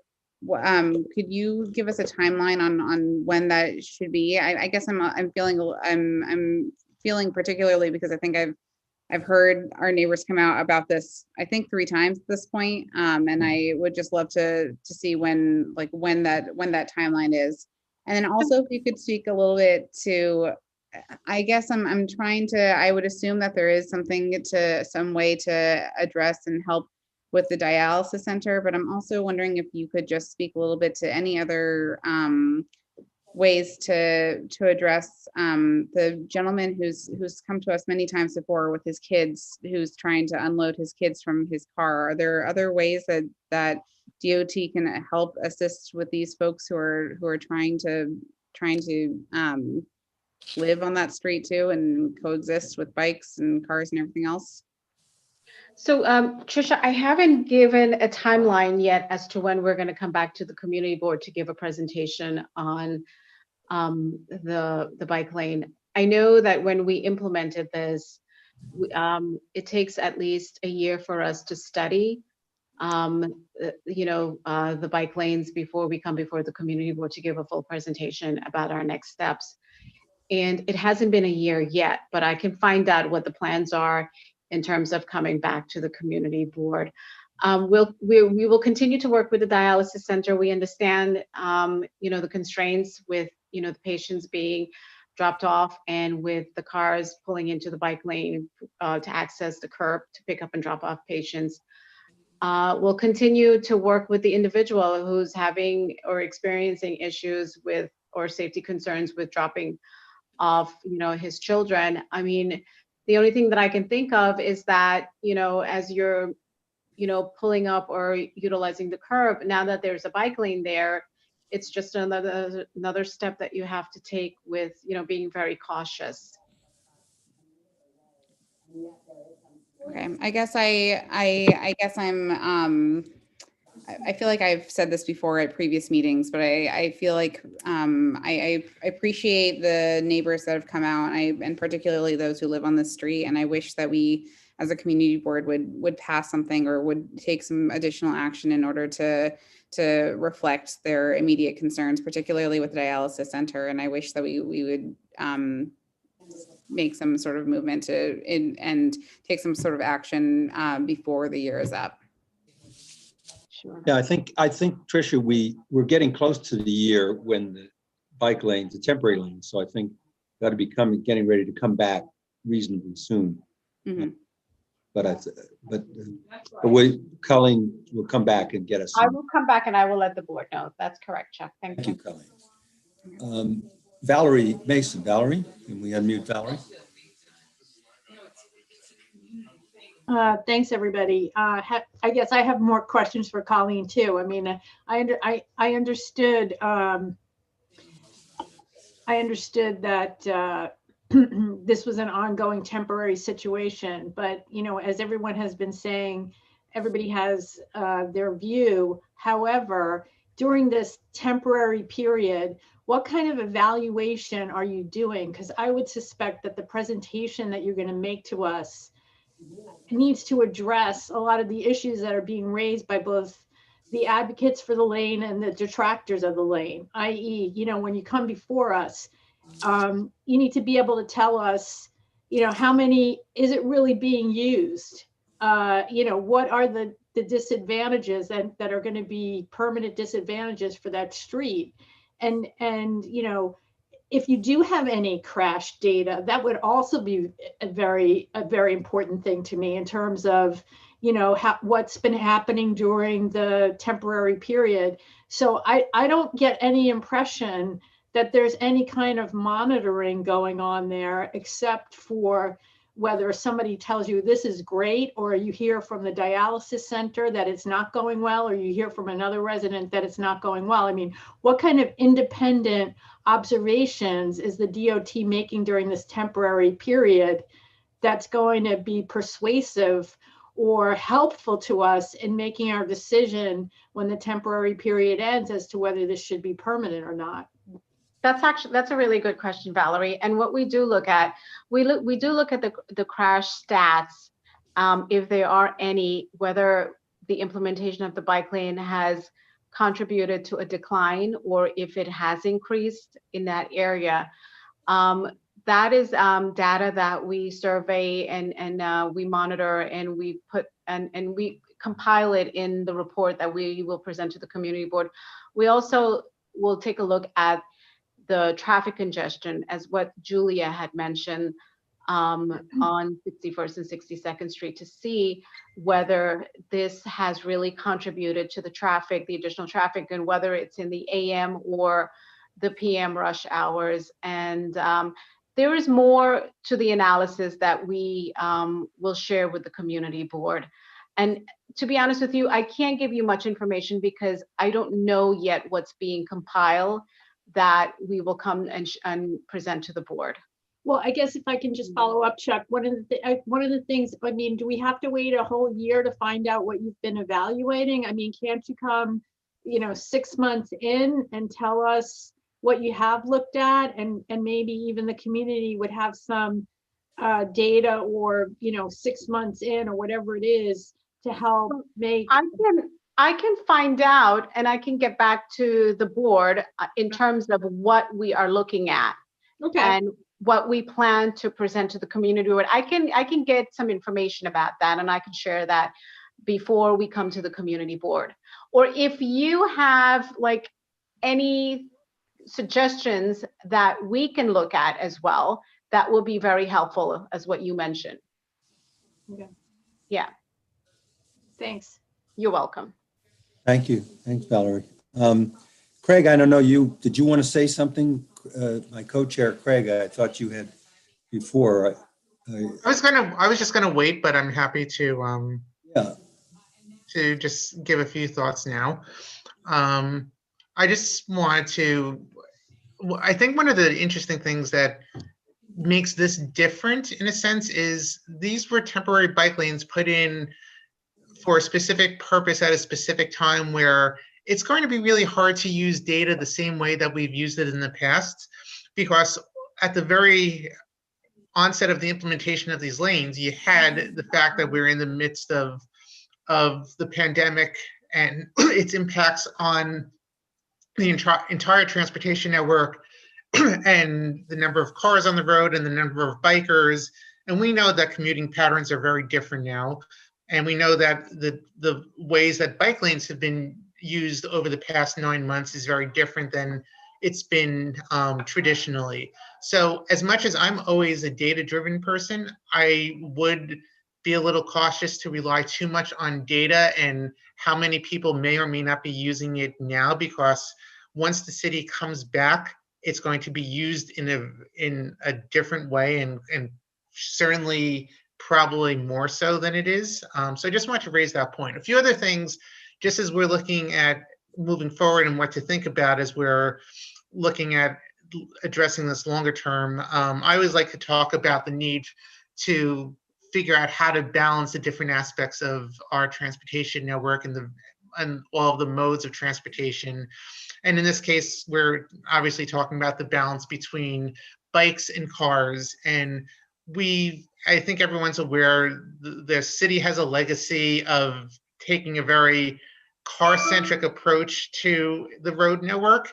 And we've seen the evolution in recent years, and it's in all likelihood going to continue going forward. We're going to see it move towards a more balanced approach and looking at the bike network as well, and think about the bike network in terms of connectivity. And as we're looking at how we're going to address this permanently, I would just like DOT to focus on the balance, the connectivity issues, trying to figure out exactly, and letting us as a community understand why 61st, 62nd Street is the best solution, and why maybe it's a better pair of lanes than other streets that DOT decided not to use, or if DOT has looked into whether there is a single street where a bi-directional lane can work. So, and then beyond that, I think it's always important, and I've been emphasizing this at every opportunity, the idea of just thinking about the rest of the factors that go into curbside use and street use, and looking at parking policies. Right now, clearly, and I've seen it myself, anytime a vehicle is blocking a lane on 61st and 62nd Street, it causes an immediate backup. I saw this once at 62nd Street coming off the bridge, between the bridge and First Avenue, where one car that was pulled over caused the backup going up the ramp on the bridge. between the bridge and First Avenue, and as soon as that vehicle moved, everything returned to normal, which speaks to the issue of trying to address whether the parking policies and signage along those corridors is actually appropriate for that corridor with bike lanes, or wherever the bike lanes may ultimately turn out. Do we need the metered commercial parking there, or maybe do we need to forego parking in some instances, make sure we have dedicated drop-off areas to mitigate some of the issues that have been caused? There's no perfect solution, obviously, but I think what we need to be thinking about more broadly is the question of how do we achieve any bike lane goals we may have while causing the least amount of impacts along these corridors. And also thinking about, and one person brought this up, or a few people may have, the equity issue. One thing as a board that I know has been of recent emphasis is trying to think about things like equity and environmental justice. And we need to, I think, consider that as we're moving forward as to how to make sure that we're putting in infrastructure that is going to serve all types of users in the, and not just a certain segment, and to make this an equitable type of approach. So I just want to at least put these thoughts forward, as hopefully it's going to be complicated to get there. I think as we all adjust our mindsets to figure out how to integrate bike lanes and broader changes to the street and curb usages that are going to occur, just how we can best benefit all users and take that holistic approach.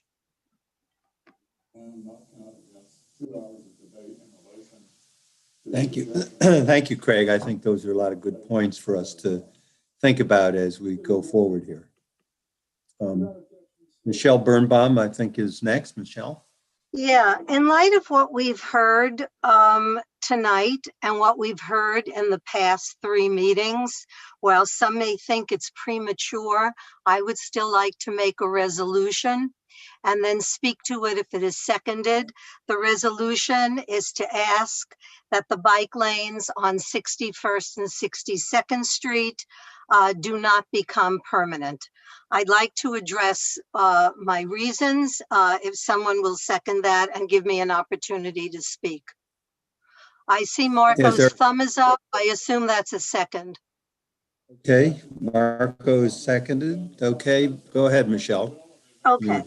A lot of the issues that we have been hearing, and don't forget this community has come out 3 times already in great numbers.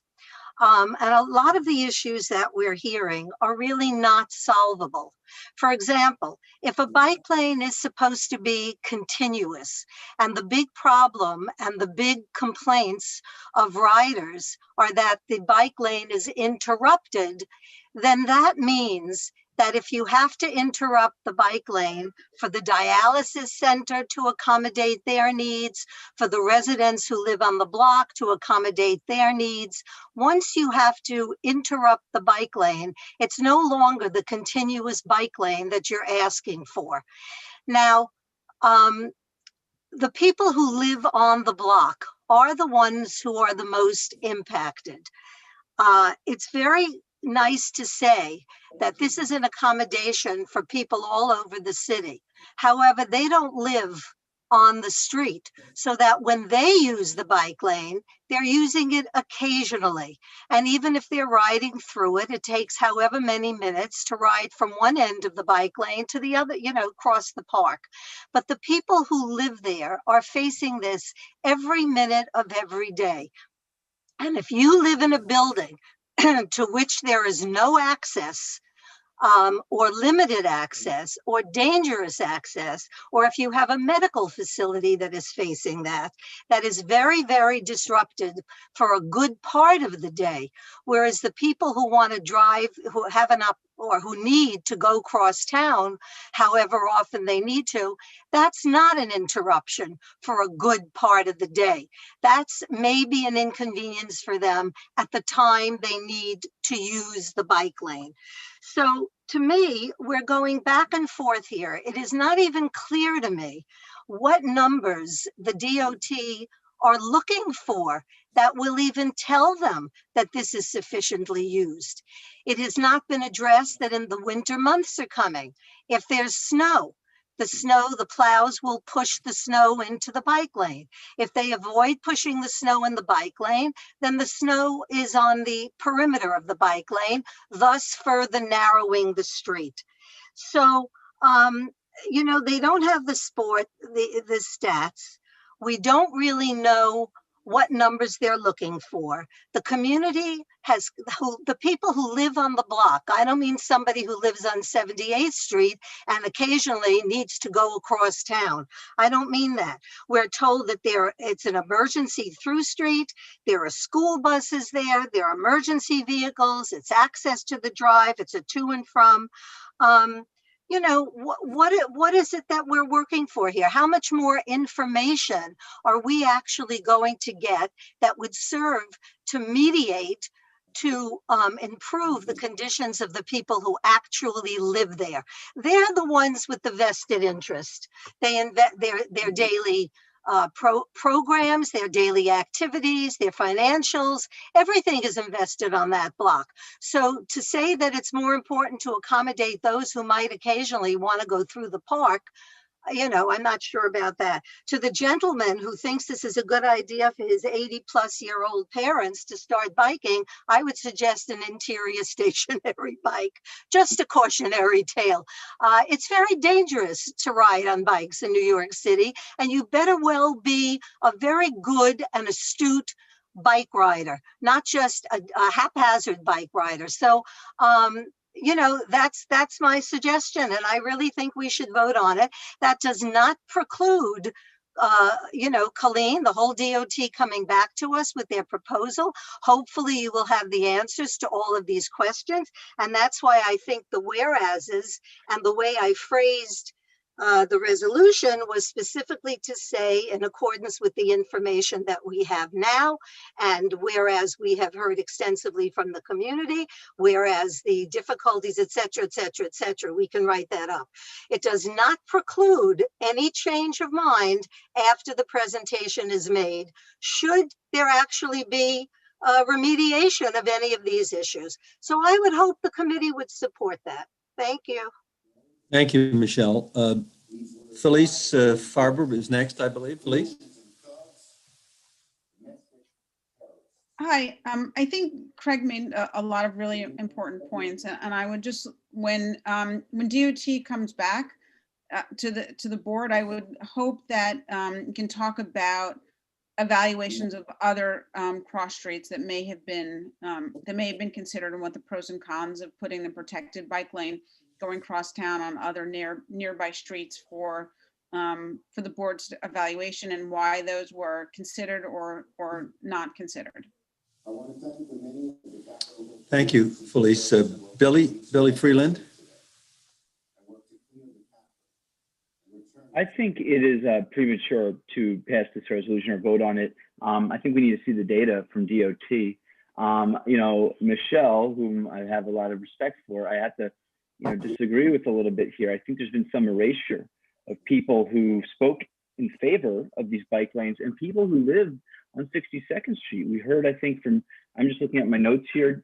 Now my notes are out of order, which is good timing for me. We heard from Devin Gould. We heard from, oh yeah, I put them over here. Ms. Deneen, I think Joan Deneen, if I have that right, and others who live in these neighborhoods. We also haven't, again, I don't think we've heard from a single person on 61st Street opposing the bike lane tonight. That's, I think, a very relevant fact. I mean, how often do we have a discussion about a bike lane and have someone, not a single person from one of the streets, speak out about it? So I think that's relevant. And, you know, if we look at alternatives, and I'm always happy to look at additional bike lanes or alternative bike lanes, we're going to have the same conversation. I think we all know this. If we look at 64th and 66th, we'll probably hear from people who live on those streets who support it, and we'll hear from people who oppose it. So we'll be back at square one all over again. I suppose, you know, the last thing, you know, I want to say on this is it does feel early to kind of take a vote on it, but I just want to be mindful of everyone who has spoken in favor. They are part of our community too. And even if someone doesn't live on the street, but uses it, who are we to judge whether they use it frequently enough or not for us? When we design streets like 86th Street where I live, with lots of moving lanes, we never ask how often do those drivers drive on 86th Street versus taking 79th Street. And I live on 86. I might want part of it to be a pedestrian plaza, but it's not for me to say, oh, these drivers aren't here enough. They don't park here often enough. So those are my sort of substantive comments, but on the procedure, I think we should certainly wait for DOT to come back to us. Thanks. Thank you, Billy. Barry Schneider? Call the question. Okay. Is there a second to that? We'll see a second. Rita Popper has her hand up to second. All in favor of calling the question, say aye. Is there anybody against calling the question at this point? You can raise your hand if you're against it. You see anything, Will? I don't see any. Okay. All right. The question is called. I guess we should, everyone who's in favor does not have to vote. Everyone who's against this should raise your, against this or wants to abstain should raise your hand. And let me just make sure that I've recorded all the people who are currently present. At this moment, taking this vote, I see myself, Chuck, Barry, Billy, Kaz, Felice, Lori, Lowell, Marco, Michelle, Rebecca Dangor, Rebecca Lamort, Rita, Tricia, Valerie. Did I miss anyone? So anyone who wants to vote against this or abstain should raise the hand icon. So why don't we call them?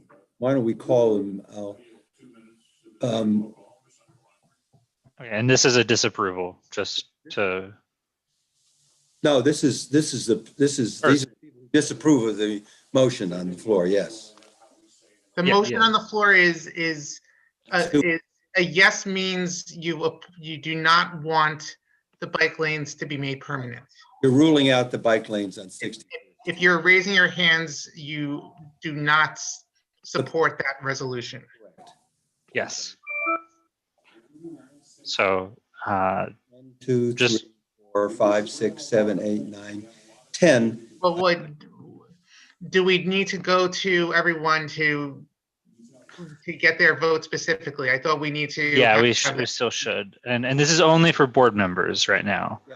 Okay. So if you, all right, why don't we go down the roll and call them? And I'll vote. I'm voting no.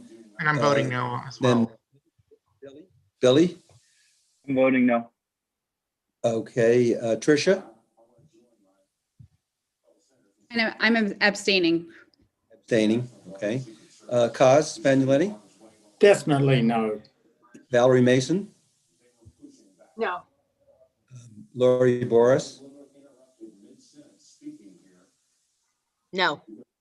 Felice Farber? No. Rebecca Dangor? I'm abstaining.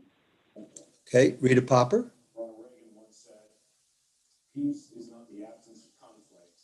Rita, unmute. No. Okay.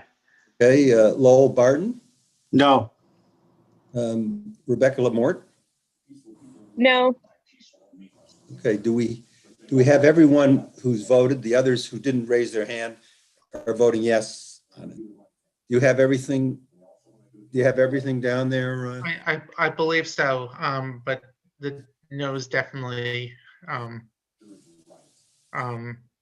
took it. So I have I think I have 1, 2, 3, 4, 5, 6, 7, 8, 9, 10 no's, 2 abstentions, and 3 yeses, I think. And I'll go back to the video and confirm it. Okay, so that doesn't pass. And okay, we have Valerie. Would you like to say anything? Thanks, Chuck. Yeah. Sorry. Go ahead. I just want to ask, with respect to the dialysis center and this other family, I really want Colleen to come back to us at the next meeting and tell us where she is with that. I think, I'm voted against saying no to this right now, because I still want to, I take Craig's point that I'm not even sure whether this is going to be, they're going to be able to tell us anything, because this is a different traffic situation, which is one of the reasons why I said, don't wait till the end of a whole year, come back to us in 6 months and tell us, you know, what are you seeing? How do you think? I mean, if we're really telling the public that these things are temporary and there's a decision based on what's happening, I think we're entitled to a report as the temporary period progresses. But now that we have people who we know are in need of medical attention on the block, I think we should be kept informed of how those discussions are going and whether there is actually some solution to that. Because if there's not, then I would be more inclined to change my vote and say stop now. So I would just like to be kept abreast of what is actually happening in those discussions. Thanks.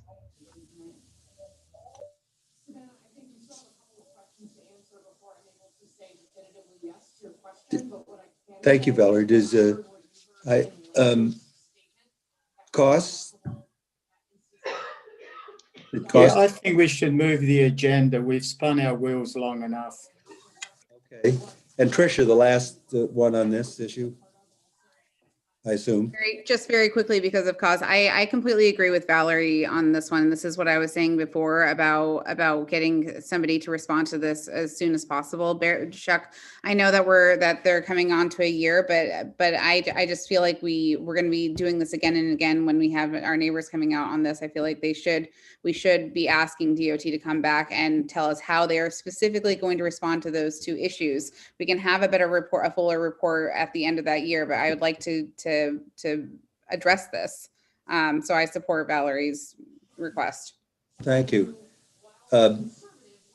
Colleen, can you get back to us on this as quickly as possible? Sure, Chuck, will do. Thank you very much. So why don't we move on?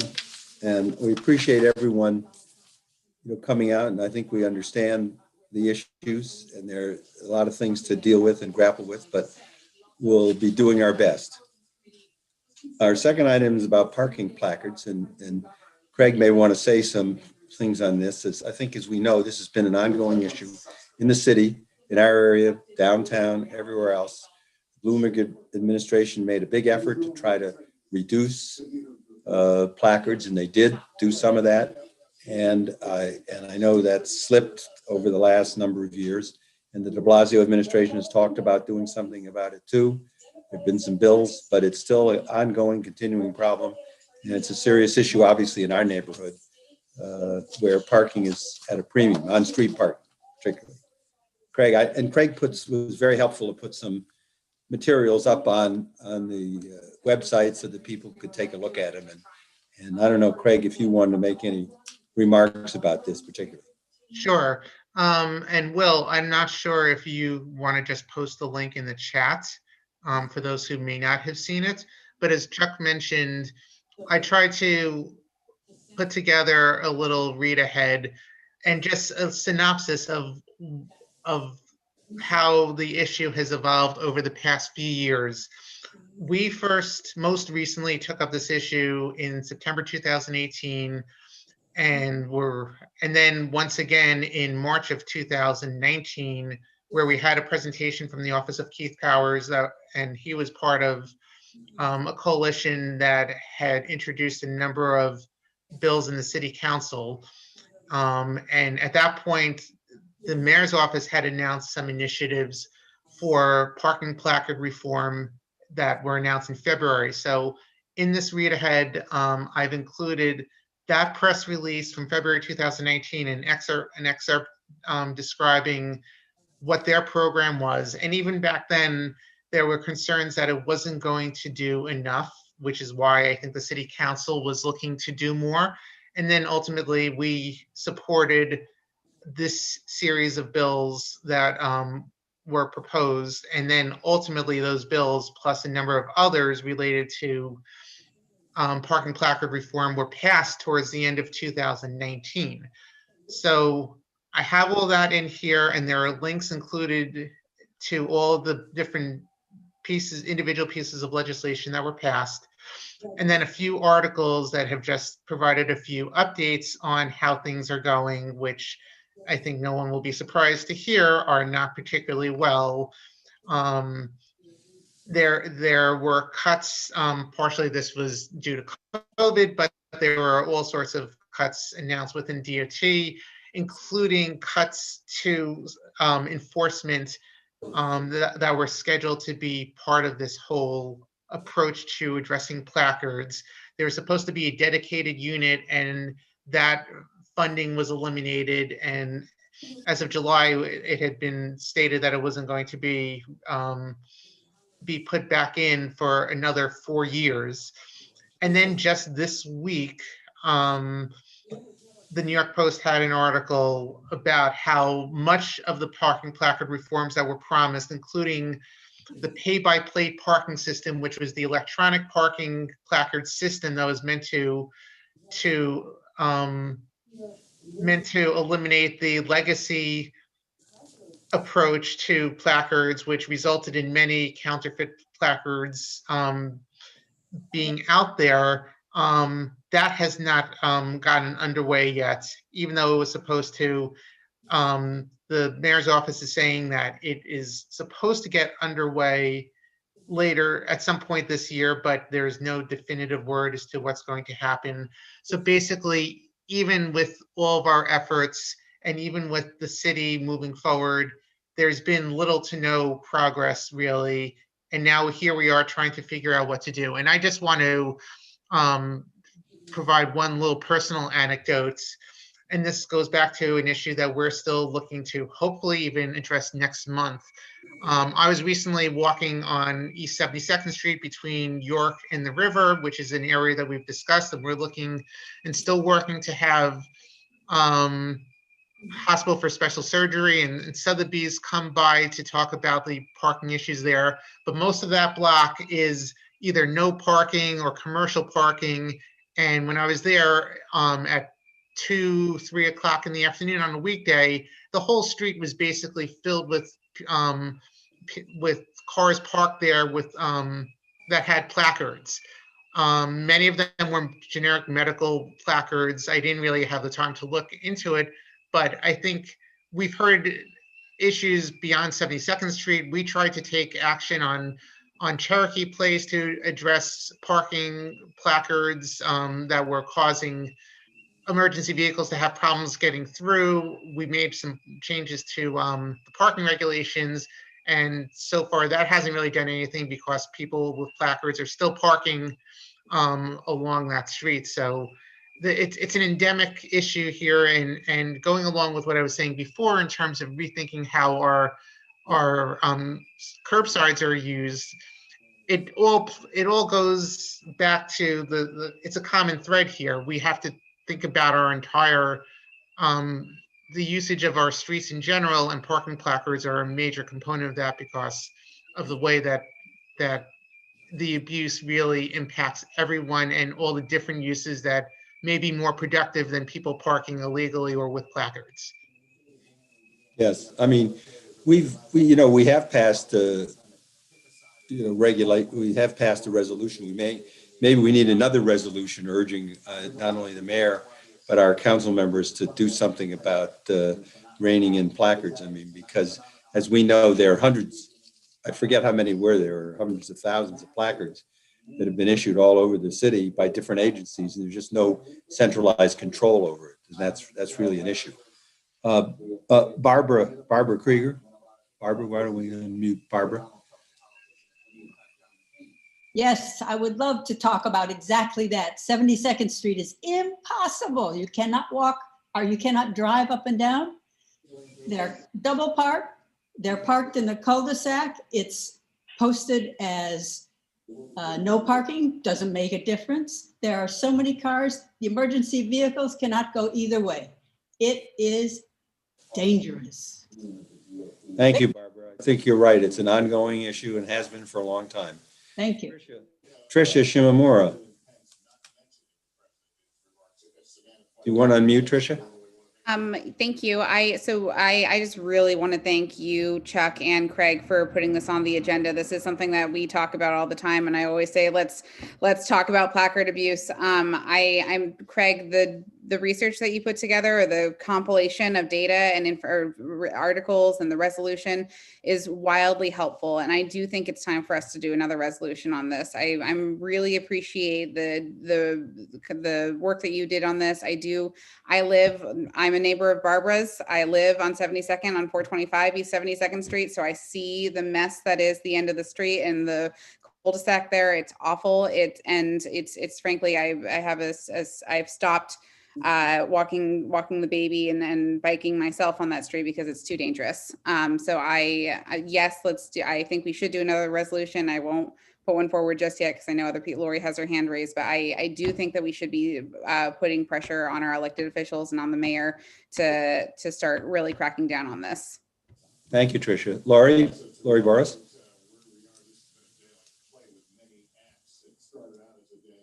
Lori, you there? Yes, I'm here. I agree with everything that has been said.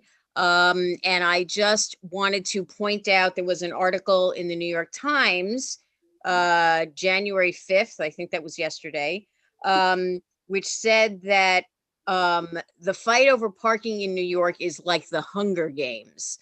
And, you know, I would have laughed yesterday. I would have laughed about that. It's like, but seeing what's going on today, you know, in the nation's capital, nothing is impossible.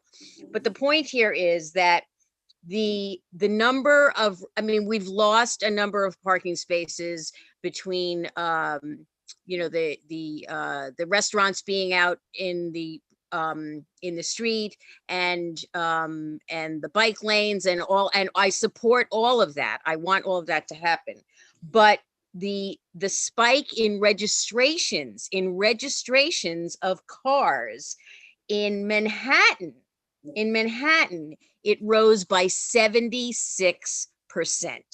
I mean, that is just ridiculous. You know, it's like there are so many people who are driving a car instead of using mass transportation that it's just untenable. You know, you cannot move around the city.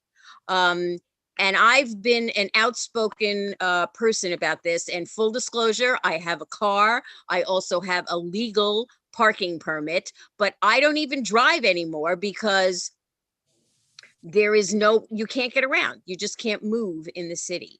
So I am very much in support of people doing, you know, the council people especially, and the mayor doing something about this. And I do think that we have the technology to make all of the parking permits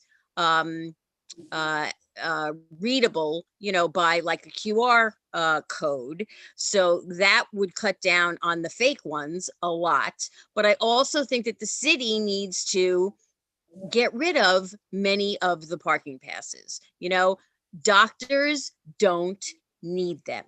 They don't. They have enough money to park in a private garage if they need to. They're not making house calls.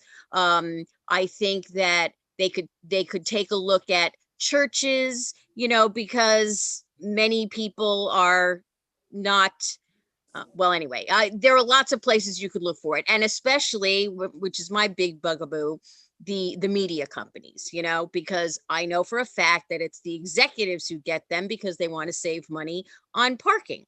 It's not because they're on the beat, you know, like running, you know, driving their car from place to place. If they were driving their car from place to place, they'd never get the story because they can't find a place to park.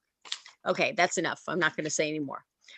So I approve of everything that has been said, and please let's, you know, this is, as I've said before, it's a political problem. It's not a problem. You know, we have the technology and the means to do it. We just need the political will. Thank you. Thank you, Lori. Okay, Billy Freeland. Yep. So just to echo what Tricia was saying, I do agree we should revisit this with a resolution. I also wonder whether we want to take this up in another meeting where we can dig into some specific ideas, because I'm not sure whether we'd have support for them just yet in this meeting. But a couple things I'm thinking about. One is scrapping all of the placards that currently exist. And maybe you start fresh, because we can talk about who needs a placard truly and who doesn't, but there's clearly so many placards out there. I would almost say make them all null and void and start over. But a couple other things, and Craig, I haven't fully read through everything you sent around, so forgive me if this is in it. Councilmember Steve Levin from Brooklyn has a proposal to let citizens self-report placard abuse. I don't know where that's going. I don't know if there's been a hearing. That is an idea that we could endorse. I don't think we've endorsed in previous resolutions. The last thing is I kind of think NYPD should be taken out of traffic enforcement generally, but specifically dealing with placard abuse. That could be a DOT function. I just think we've seen a lot of examples where the NYPD has not done a good job with enforcement and have themselves, at least reportedly, sometimes abused placards. So those are just a few ideas I wanted to put on the table. Maybe we're not ready to vote on them today, but I'd like us to consider them at some point in the future. Thanks. Thank you, Billy. Valerie? I just want to say, I think it's really hypocritical of the city of New York to tell people who live in Manhattan that they have to pay a congestion pricing fee to go around town and to park their cars by their homes when they give out placards for people to park, for city workers to park all over the place who are coming in from Long Island and Westchester and wherever. And, the lesson begins at home. Do as I do, not do as I say. So it would be, instead of giving everyone a parking placard, why don't they give them a pass for city bike for to get around town? Put your money where your mouth is and get rid of these placards. The abuse is ridiculous. And in conjunction with that, I'm going to say this, it really has a tangential connection, but the only way we're going to open up the streets is to move parking underground and back to the buildings. And it was the biggest mistake when City's Planning Commission did away with, if you want to build a new building, you have to put a garage underneath it. And what we're living through now is the result of that ridiculous action. And city planning and whoever's going to be our new mayor or whoever it is should really rethink that, because that's the only way to open up the streets. Everyone keeps talking about eliminating parking. There are always going to be cars, and they're not always going to be pollutants. I mean, we're moving towards electric vehicles, and the city should be looking at all of that. And the removal of placards and getting people on public transportation is a first step, but we have to look at it all together. And so maybe it's too early to pass this resolution, but people really have to get on this and start over again. And while we're in COVID, it's probably the best time to start. That's it. Yeah, thank you. Thank you, Valerie. Michelle Berman. Yeah, I want to agree with Valerie. I remember when they came to the community board, when city planning came to us, and I was one of the only no votes when they were doing this, eliminating the requirement of a building of a certain size to provide underground parking. All that was a boost to the parking industry, and that's why the garages are charging what they are, because they have no competition. But what I also wanted to say, which I think is an important point, that I don't think anyone really meant it the way it sounded, but I just want to make the statement that in general, I am against citizen reporting on each other. That's like having block minders. It was suggested a while back that if people are not, putting their if they're not following the alternate sides of the street, or they're not putting their garbage out, that citizens should report on their neighbors. I mean, this is like street minders, very popular in communist China. I don't think it's something we really should be heartily advocating here. We should have enforcement in this city. That's part of running a city. That's the responsibility of leadership, is whatever laws you are proposing or whatever you want to do, you have to provide the proper enforcement. We are not citizen enforcers. That's a very dangerous road to go down. Thank you. Thank you, Michelle. It strikes me that Billy had a good idea. I think we do need to do something about placards, but I think it would be helpful if we had a little more time to think of some particular kinds of suggestions and solutions. And I think that's something that maybe, we can put our heads together over the next month to try to do it. So I'm going to suggest that we lay this over and bring it up next in February, so we can then, with some really concrete kinds of suggestions, and maybe that can help, because I think it would be helpful if we did that and gave some guidance to the mayor and our legislators to see if, with some interesting suggestions. And I think we can do that. And Craig and I will talk about it, and we'll talk to, Billy and others, and we'll see what's what. But we'll hopefully be able to have some thoughts that we can discuss at our next meeting. And I was going to say, maybe we can invite, since Keith Powers was leading this last time, maybe we can see if someone from his staff or Keith himself would be able to speak to this. Maybe he has some ideas that are percolating in his mind, where he can respond to why perhaps we haven't been able to make any progress. Great. Okay, good. So we'll invite, I think let's invite someone from Keith's office also to do that. Yes, I agree. So we'll take this up, and maybe we'll get some action on it for next month. Our third item was about a request to change parking regulations 412 and 414 East 75th Street. Is there anyone here? Is the applicant here? Do we know? Will, do you know? No, I mean, the person who reached out to us about this item reached out, and I know we've had it on our agenda for a couple of times. Before October, we reached out to them in October. They said they couldn't come. I have reached out to them several times since then, and they have not responded to any emails. Well, we're not going to take this up, and I think we'll just take it off the agenda. If somebody comes back with it, then we'll do it, because our policy is if the applicant doesn't show up, we're not. But I don't think we should just put it on the agenda for next month, because we'll have to wait to hear from them. Colleen, do you have any DOT updates you want to talk to us about? Sure. So, Alita, I wanted to let you know that our inspectors took a look at the restaurants along the corridors that you gave me, and some did not have the outdoor dining because of the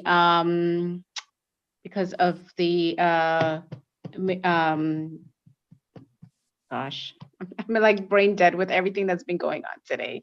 Some did not have the outdoor dining set up. And some were in compliance.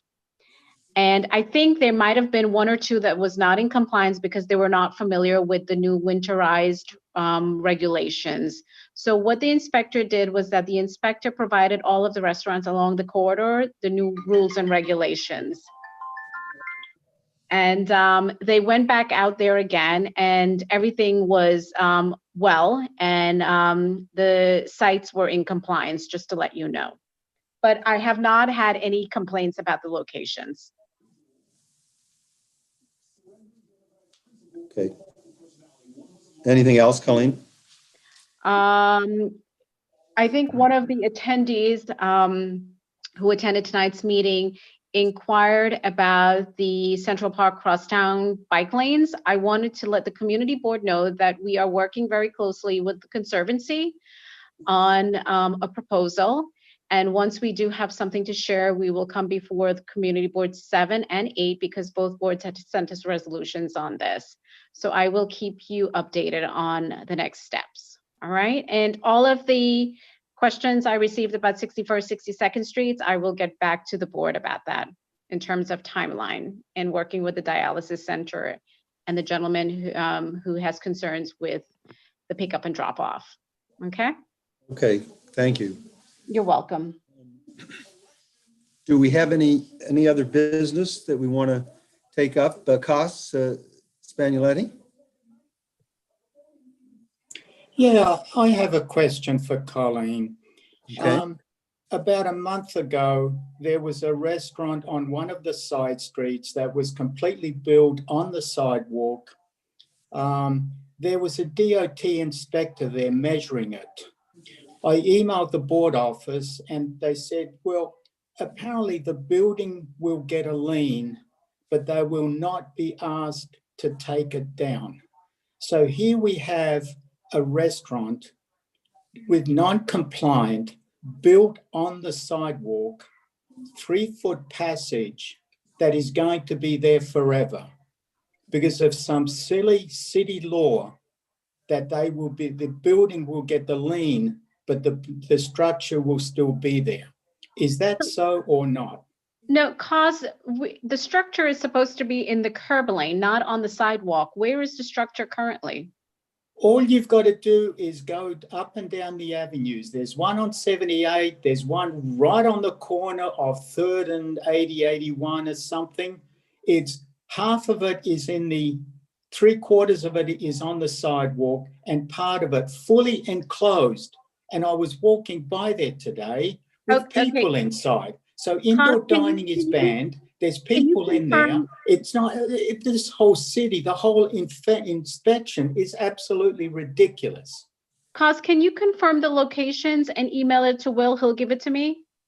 As I said last time, I'm not a telltale. However, I will make a deal with you. I will collect your salary for the next 6 months and I will go and inspect.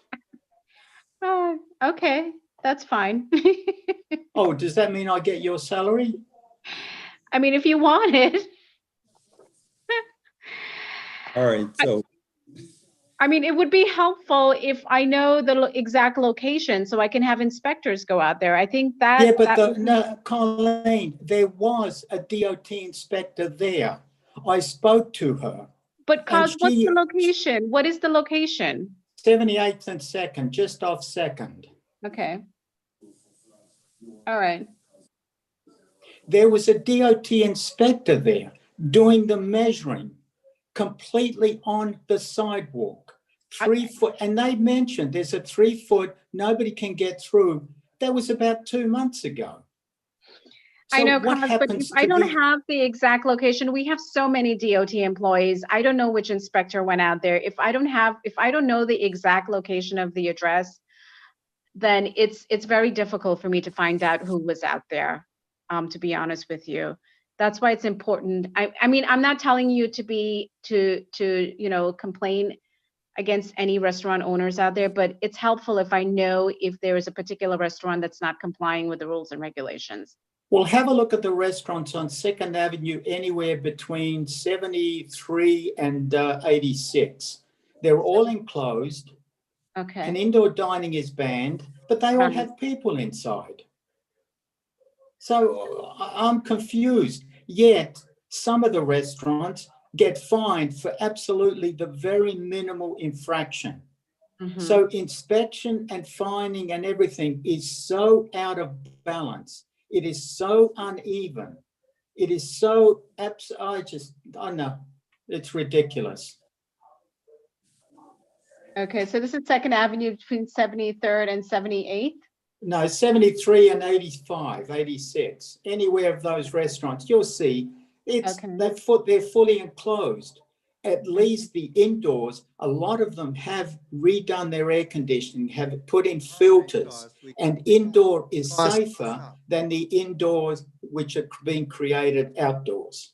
Okay, great. I will follow up. I'll find out. All right, we have a couple more people who want Patrick, I think it's Patrick Bobolin. Do you have something you wanted to raise? Hello? Can we unmute Patrick? Is he there? Yeah, he was turning on his camera. Hey, sorry, I was muted. Hi, thanks for the time. Colleen, I jumped into the call last month to ask you about the open streets on East Avenue, and we even exchanged a couple emails, and I was wondering if you could share any updates you have, and if you could link up with me sometime this month to see if let me know if there's any kind of list or designs or whatever of potential traffic calming measures, and if you could update me if there's anything you've learned, if there's any conversations you've had. I know it's a holiday month, so maybe it was a little hard. So Patrick, in your conversation with me, you had provided a contact to reach out to find out if they would be on board. I have not heard from that individual. So why don't we talk offline tomorrow? Okay, perfect. Okay. I think the last person we have is Valerie. Did you have a comment on something? Yeah, I just want to sort of follow up a little on what. Valerie Mason? Yeah, okay. All right, am I on or no? No. Okay, Colleen, I just wanted to follow up on what Kaz was talking about. I mean, we had a small business committee meeting on Monday, and then Kaz had Street Life last night. And, you know, this whole temporary indoor, outdoor space, whatever you want to call it, for these restaurants is really causing a lot of concern to all the residents in terms of being able to move on the sidewalks. And it's a matter of accessibility. I mean, you know, they have, some of the restaurants have their outdoor space up to the curb.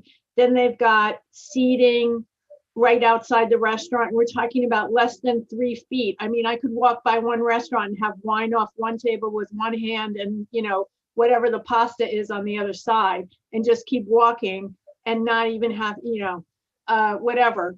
But I don't understand the idea of these permanents. I mean, the other day, I just have to say, I don't even know how stable these structures are. We had some major winds a couple of days ago, and these structures were, the stuff was flying off of them and coming down the sidewalk and street.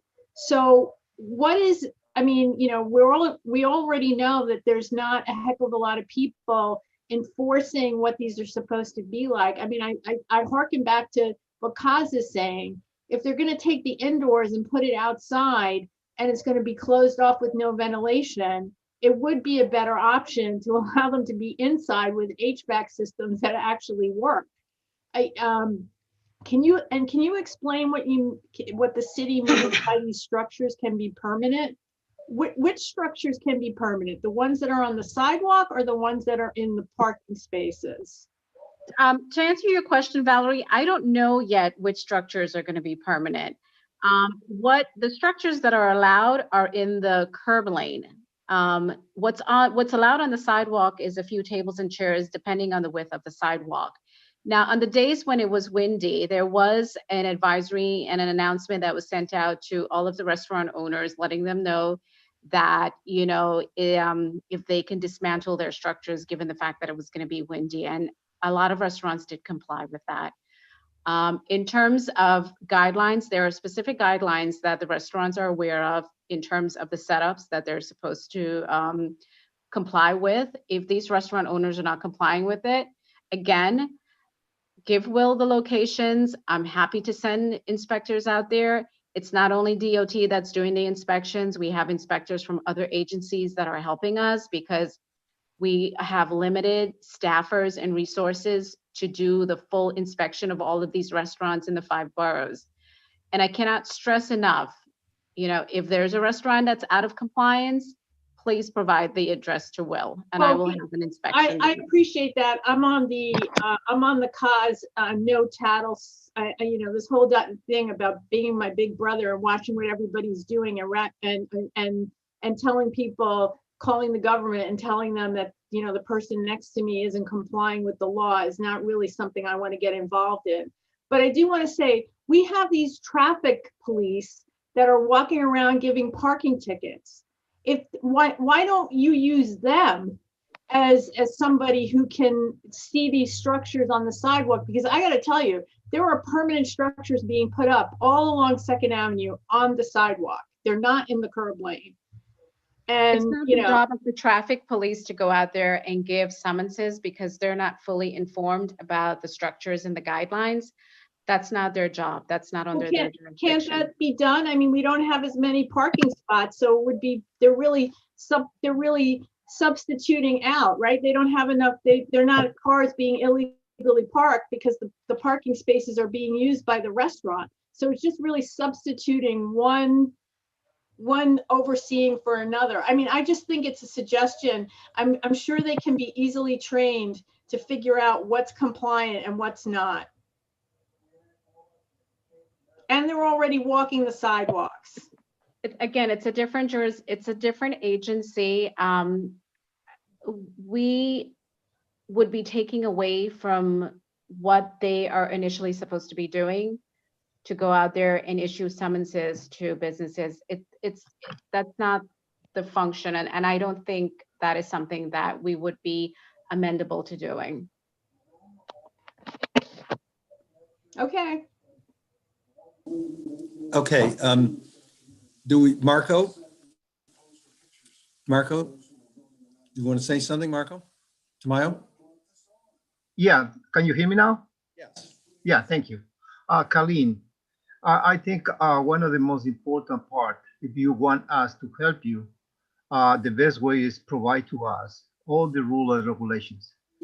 So then us, the public or the community members, we can complain properly, because it will be unfair to complain for something that is legal. And that's, I think, one of the most important part is to have your regulations in the community board, so we can download for that, and then we can see what restaurants are doing wrong or right.